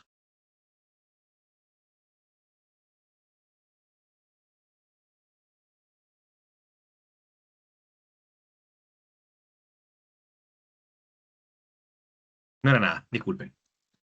Bien, entonces, en JavaScript uso los backtick para interpolar. Y ese backtick yo lo ocupo solito. No necesito ni la F ni nada para interpolar en JavaScript. Y obviamente por lo demás, los template string, que son estos, en JavaScript van con un peso antepuesto. Acá no. Bien. En Python nos basta con que sea una cadena normal, puede ser por tanto con cadena con doble comilla o comilla simple, sin importar cuál, y la F antepuesta sin espacios entre ellos. Bien, para que lo tengamos consideración ahí en reparo. Gracias, Tere, reitero que eso lógicamente siempre es en beneficio y ayuda para todos. Cualquier error que nos pase, ojalá compartirlo como lo ha hecho Tere, porque reitero, todas esas circunstancias nos sirven para ayudar. Y lo que está bien, también como lo hizo previamente Soledad, porque lógicamente también nos sirve para ver estas circunstancias de cómo se puede resuelto. Así que gracias a ambas para, para con el caso, para que todos puedan ir aprendiendo también de el código de cada uno, o sea, de cada uno de los presentes. Hace tiempo para con ello, por tanto, en teoría tenemos listo nuestro problema. Creo que lo hice así, lo único diferente fue el float. Genial, Soledad, excelente. Hay el detallito, lógicamente, de tener en consideración de que como voy a dividir, bueno, las notas primero que todo podrían ser un 6,5 en el ingreso solamente. Y después al dividir también sería el ideal que los tipos se mezclen y en ese caso priorice el float, dado que va a ser una división propiamente en el caso. Así que un detallito, lo importante sí, acostumbrarnos a diferenciar apropiadamente los tipos para que los resultados sean ideales. Perdón. Gracias, Tere. Casi me pongo a codificar sin nada. Entonces bien, pues hasta ese punto llegamos, ahí tenemos la solución y por tanto ahora Git. Nos vamos a Git y acabamos de ejecutar Git status. Tenemos modificado en nuestra rama dev, ya sabemos que estamos ahí previamente, lo habíamos ratificado. Si me voy a codificar y vuelvo y no me acuerdo si me cambié de rama y necesito volver a validarlo, revalido Git branch, sí me había cambiado. Bien, voy con el commit. A veces que sea necesario, chicos, chicas, por si acaso. Git add punto y por acá git commit, perdón, git status, todo ok, git commit, -m, comilla, cálculo del promedio, impresión del mismo, Commit, git status, perfecto, git log, one line, sabemos lógicamente el estado, va a ser el mismo básicamente que en todos, git switch main. Nos cambiamos de rama, git status, y obviamente aquí ya podemos ver, no hay cambios, pero desapareció lógicamente el último que habíamos agregado, que era lo que les decía, ninguno de los commits anterior lo había mostrado. Entonces tenemos las consideraciones del caso, y por inventar, por tanto, git status, git log, one line, ahí estamos, y nos faltaría, por tanto, el git merge de este dev. Fíjense que está el código sin eso, porque estamos en la rama main, lo demás está en el dev. Voy a dar enter, se va a unificar, y ahí apareció todo ahora en la rama main también. Estamos ok para con la solución, y por tanto, git status, todo limpio, git log, one line, estamos ok, las dos ramas en orden. Si quiero eliminar de la rama, la puedo eliminar, lo que ustedes ya saben y corresponda para el caso. Vamos a agregar, reitero, el readme.md. Aquí vamos a colocar título principal, desarrollo de tarea, día 4, fundamentos de Python, es el módulo. Bien, y una breve descripción. Se desarrolla la actividad síncrona del día 4 del curso de Full Stack Python del módulo 3 de fundamentos de programación en Python. Bien. Eso para que sabemos, cuando yo lo suba, va a tener una breve descripción directa que se va a visualizar por ahí.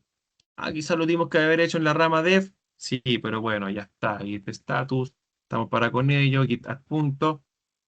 git commit-m y aquí add readme.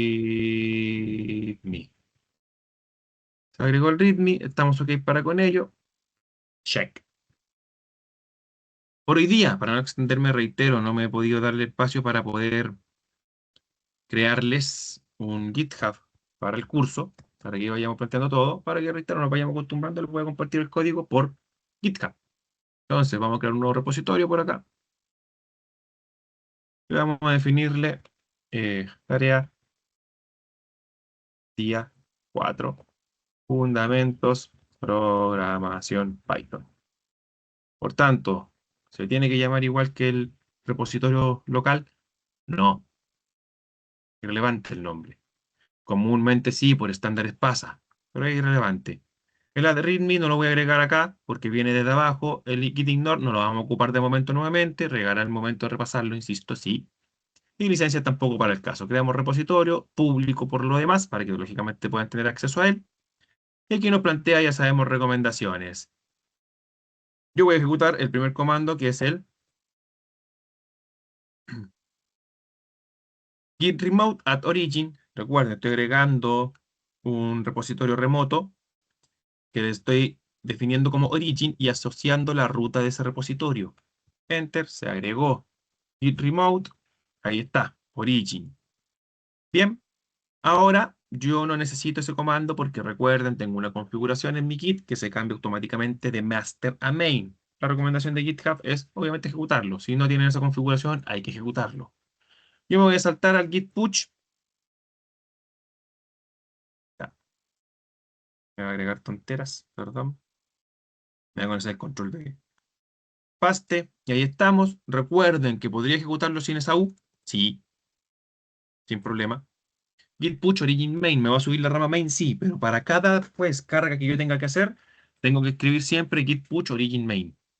Si yo le agrego esa U, lo planteo como default, como configuración. Oye, mi repositorio remoto es el origin por default y mi rama que voy a cargar constantemente a ese repositorio es la main. Entonces, con esa configuración, después yo hago solamente la ejecución de ese comando, git push, y me va a ejecutar automáticamente la carga al origin, la rama main. Definiciones de cómo ustedes quieran estimar. Eso es lo que hace sillón U, por si acaso. Ejecutamos, se va a efectuar la carga, todo arriba, venimos para acá, actualizamos. Ahí está nuestro código y ahí está la descripción breve del README que teníamos en consideración. Seguimos repasando algunos hitos, nos faltan, recuerden, por si acaso lo tengo sumamente presente. Hitos con respecto a GitHub, de los pull requests y distintas consideraciones para con el caso, ejemplificarlos. Recuerden que ya los explicamos en su momento qué es un tal. Nos falta ejemplificarlo y lógicamente trabajaremos para con ello en su momento. Vamos a copiar por tanto por acá el repositorio, se lo voy a compartir por el chat. Y ahí lógicamente ustedes pueden hacer un git clone sin problemas o un fork si quieren investigar con ello, que es bien sencillo si lo quieren plantear ustedes. No hay problema, también si no lo veremos en su momento y ejemplificaremos también para con GitHub. Pueden hacer un fork hacia su GitHub automáticamente y de ahí descargarlo. Ahí como ustedes estimen pertinente. Bien. Estaríamos para con la tarea. Alternativas. Estoy en las consideraciones del caso. Vamos a agregar aquí, vamos a cambiar nuevamente la rama de git switch dev. Esto es un supuesto. Pongámonos en el caso de que el requerimiento se hubiese planteado de otra manera. Solución 1 for .py. Es esto. Control X, guardamos. Control V, guardamos. Bien. Aquí yo voy a llamar la definición de lo que se plantearía con respecto a qué pasa si en nuestro requerimiento, acá, hubiese dicho lo que mencionamos en un principio. ¿Qué hubiese pasado si aquí nos dice indique la cantidad de notas que desea ingresar? El usuario utiliza la función input para solicitar al usuario el nombre del curso y él puede ingresar la cantidad de notas que estime pertinente. Cambia el requerimiento. yo al momento de ir a ejecutar el ciclo, la solicitud repetitiva de notas, yo no sé cuántas notas va a plantearse. No como en el for o como está originalmente el enunciado, en el momento en el cual el usuario ingresa la cantidad, como lo planteamos acá en una variable, recibo, y esa variable ya me permite para delimitar la cantidad de repeticiones que va a tener el for. En dicha circunstancia, como estamos cambiando un poquito el enunciado, cambia. Yo nunca sé hasta que el usuario me indique cuántas notas necesita ingresar. Como el ejemplo que mencionábamos el día miércoles, un cajero, una caja registradora de un supermercado, él empieza a pasar productos hasta que llega un punto del final, se acaban los productos, ¡pum! Validación, entregamos el total. Nunca ingreso de antemano, oye, ¿cuántos productos tienes? 20, perfecto, vamos a ingresar 20 productos y empieza a hacer la lectura. No, viene de forma implícita, por decirlo de una manera, o no definida, mejor dicho. Ni siquiera implícita, no definida. Entonces, para ello, por tanto, ahí es cuando cambia la consideración. Vamos a replicar desde aquí mejor, en realidad. En donde ya la cantidad de notas no la voy a solicitar. Le pido el nombre del curso. Estoy en la rama de F, ¿cierto? Sí. Le pido el nombre del curso y en dicha circunstancia es que yo voy a plantear el hecho de cómo voy a trabajar con ella. Yo automáticamente voy a empezar a solicitar ahora la cantidad de notas y para ello, por tanto, vamos a plantear un while con una condicional. Bien. Vamos a plantear una variable estado que la voy a plantear en true. ¿Para qué? Estado. Perdón. Se me olvida que aquí es con mayúscula. Bien, en donde con estado con eso estoy planteando, siempre va a estar en true. Y va a dar vueltas mientras sea true hasta que el usuario me indique, cambia a false y va a salir. Una variable de estado que me va a permitir para con ello. Se puede resolver de varias formas. Puede ser una variable respuesta, que sea sí o no. Como se quiera plantear en el caso. Bien. Entonces, con ese true de partida ya me aseguro de que va a entrar sí o sí una vez al while. Y una vez ingresa, yo voy a empezar a solicitar las notas. Input. Vean que se va a plantear con respecto al hecho de lo mismo básicamente que teníamos acá. Primera nota. Nota es igual a float. Ingresa. Perdón. Float. Input. F. Ingresa la nota número.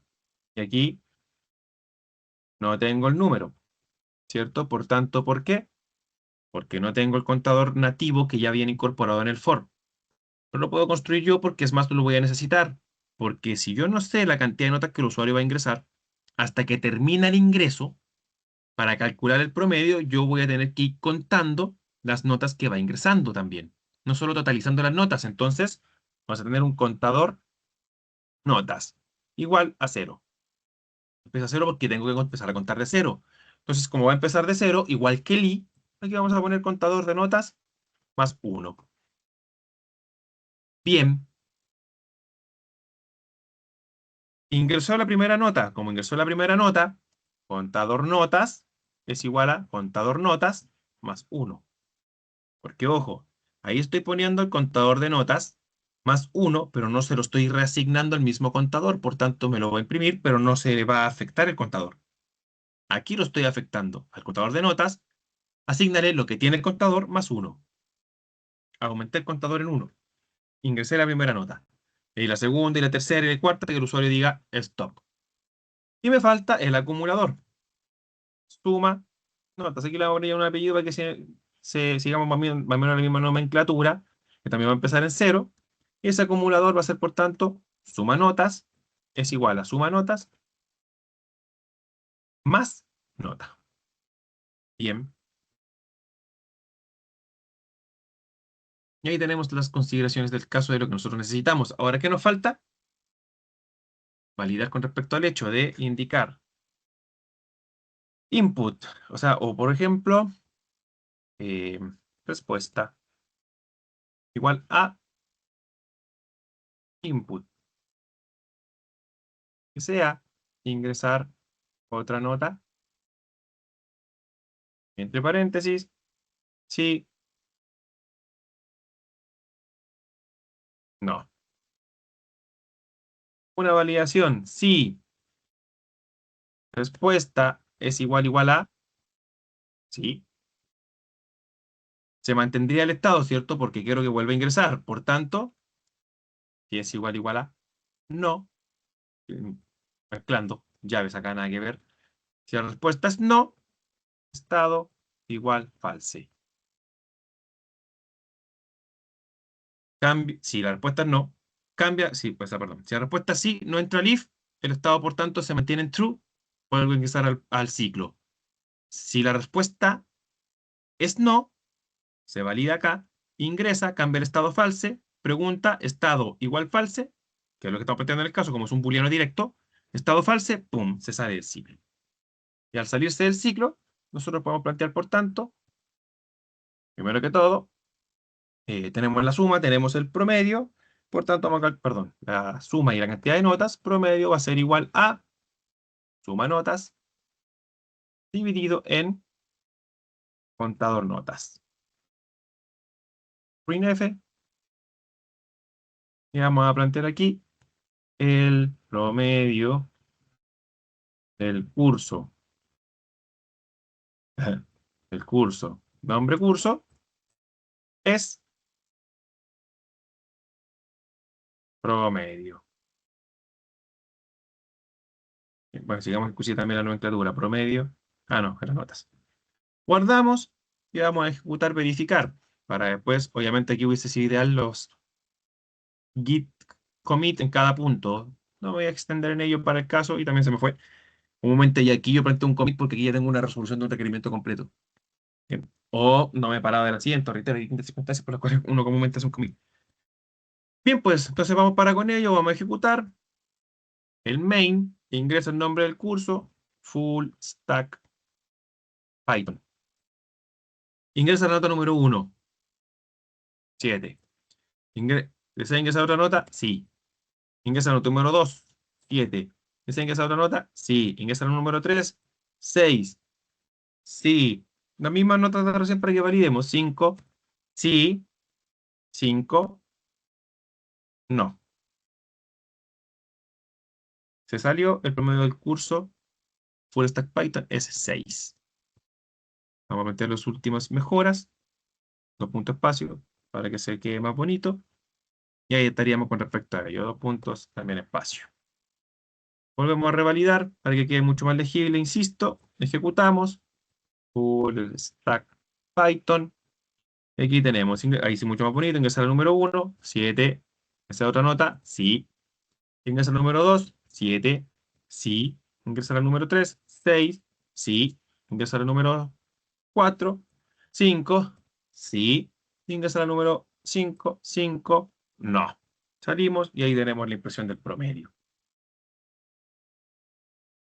Esas son las consideraciones, reitero, para el caso de cuando se pudo haber ocupado un while. Claramente, si se dan cuenta, un poquito más engorroso que el for, pero por el requerimiento, insisto.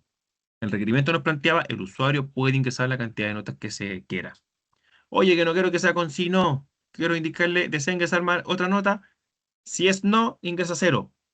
Perfecto, pues aquí la validación va a ser respuesta que sea distinto que 0. O si es igual a 0, false. O puede ser un break. Aquí yo lo planteo con un fail. ¡Pum! Ah, si la respuesta es sí, break y se sale. Recuerden, siempre hay más de una forma de cómo se puede plantear la solución. Para el caso, por tanto, vamos por acá. También vamos a modificar en la rama dev. Ah, en la rama dev no tengo el main. Perdón, no tengo el readme. Así que después lo modificamos, lo vamos a tener que modificar en la rama main.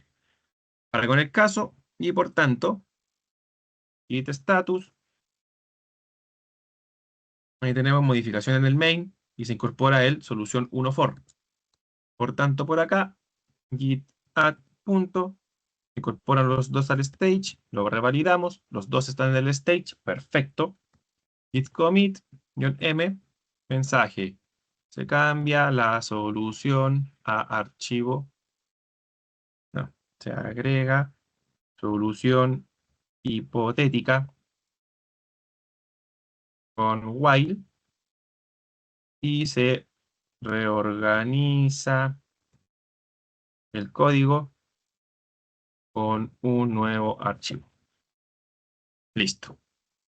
Git status, limpia la rama dev, git branch, estoy en la rama dev, git commit, -- one line, ¿qué dice? Para get, git log, -- one line.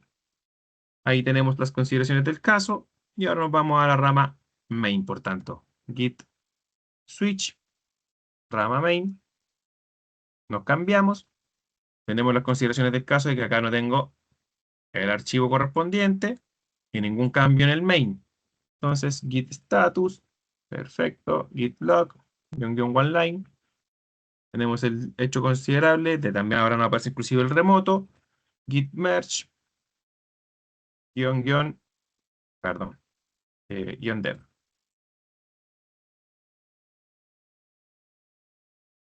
Merge dev. Please enter commit message, explain.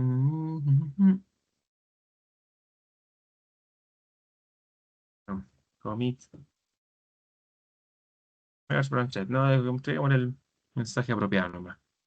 Aquí para confirmar, aquí me está mandando una consideración con respecto a este es un rebase interactivo. Lo vamos a ver en su momento, eso porque en este caso tenemos consideraciones con respecto a cambios en las dos ramas. Y al unificar, va a preguntarte qué quieres hacer. Bien, por tanto, aquí nos está planteando un interface interactivo. Lo vamos a ver y simplificar también en su momento para que se entienda de mejor manera. Por aquí, por tanto, para confirmar, forward next, where was, copy, go to line, location, execute.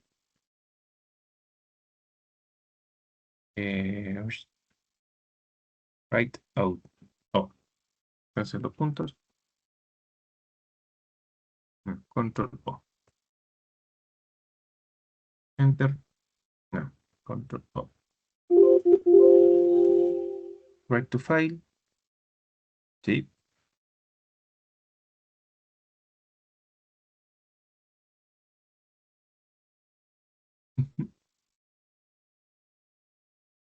Perdón, y aquí. Browse, discard, backup file, append.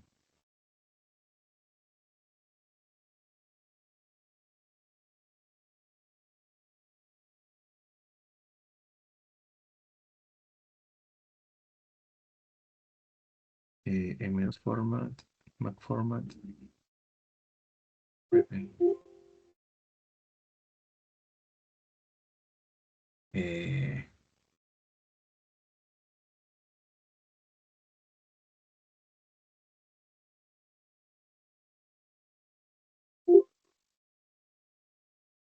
Segundito.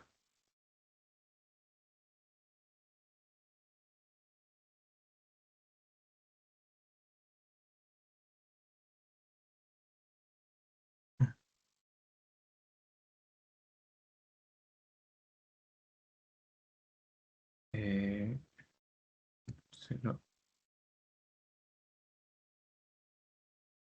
Merchant strategy, cloud, one line. Sí, me lo hizo, pero no como yo esperaba. Reitero, ahí lo vamos a analizar bien para recordar yo un poquito el rebase, hace mucho que no lo ocupo. Así que prefiero recordar bien el contenido para que lo veamos en conjunto bien. Bien, aquí me surgió, obviamente por necesidad, porque yo ahí cometí algunos errores también con respecto a la creación del archivo, de la README, como lo mostramos recientemente, y por tanto al chocar dos ramas que tienen distintas consideraciones, estaba mandando ese rebase interactivo.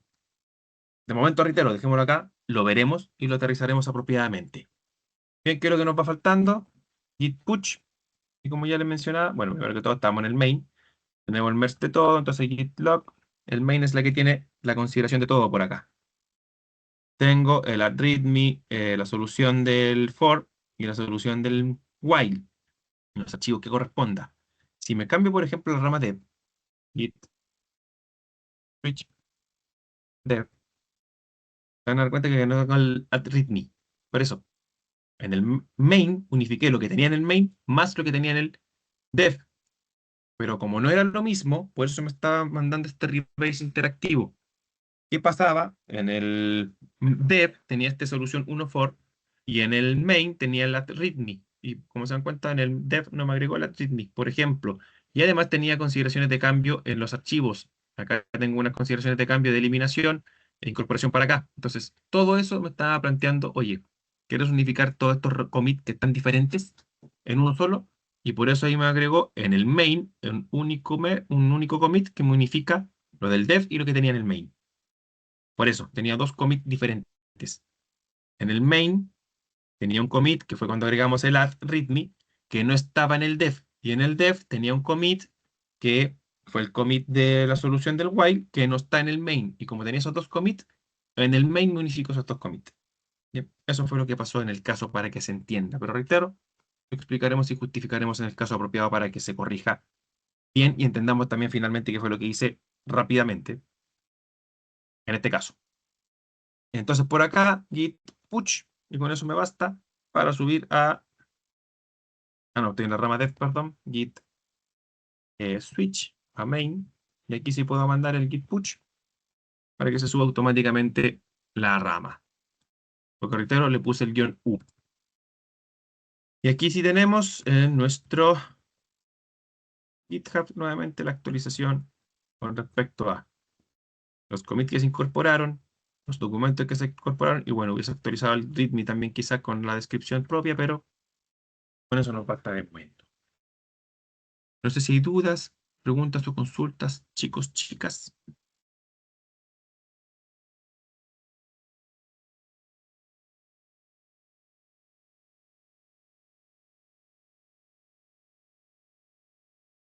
Gracias, Soledad. Perfecto. Entonces vamos al último break. 15 minutitos nuevamente.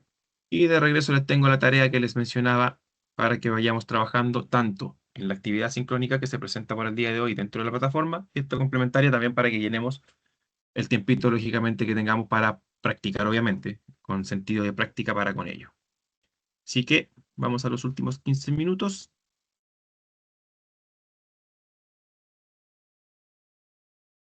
Y volvemos. Tenemos dos actividades a resolver.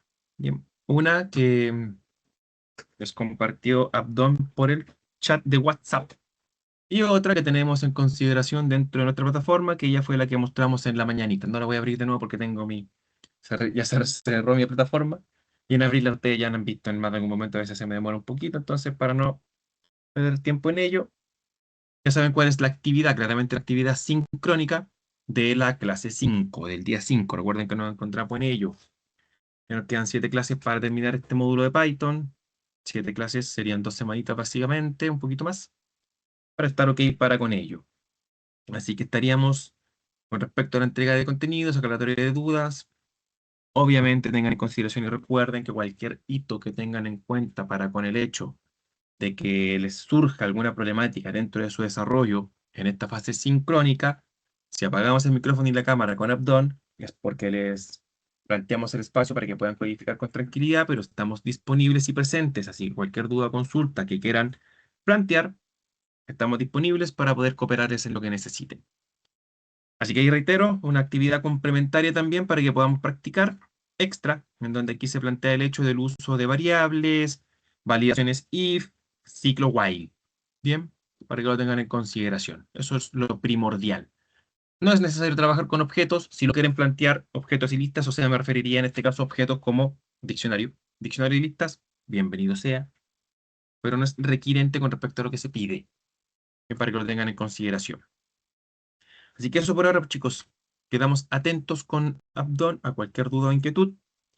La actividad de la plataforma, yo creo que con esa nos dará con los, por ejemplo, 15 minutitos que tenemos hasta las 12 del día. Y después de las 12 del día, con la actividad que les presento complementaria, 40, 50 minutitos, para que después nos juntemos a cerrar la clase. Y esta actividad y verificamos si la resolvemos también en la siguiente sesión en conjunto para seguir aclarando y visualizando formas de trabajo para con el código. Bien, así que reitero, cualquier duda, cualquier pregunta, cualquier consulta, disponibles con Abdon para poder acompañarles. Dejaré compartiendo por acá la pantalla de la actividad en la cual estaremos trabajando y claramente también escribiremos en el chat que estamos trabajando trabajando en actividades prácticas síncronas,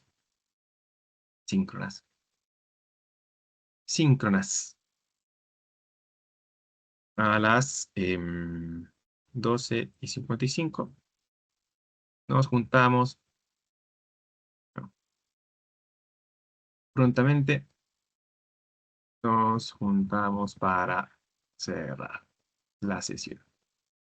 Bien, chicos, por favor, ahí para que lo tengan en consideración. Pero reitero y recuerden, dudas o preguntas, total absolutamente abiertos y disponibles con Abdón para poder atenderles. Quedamos atentos.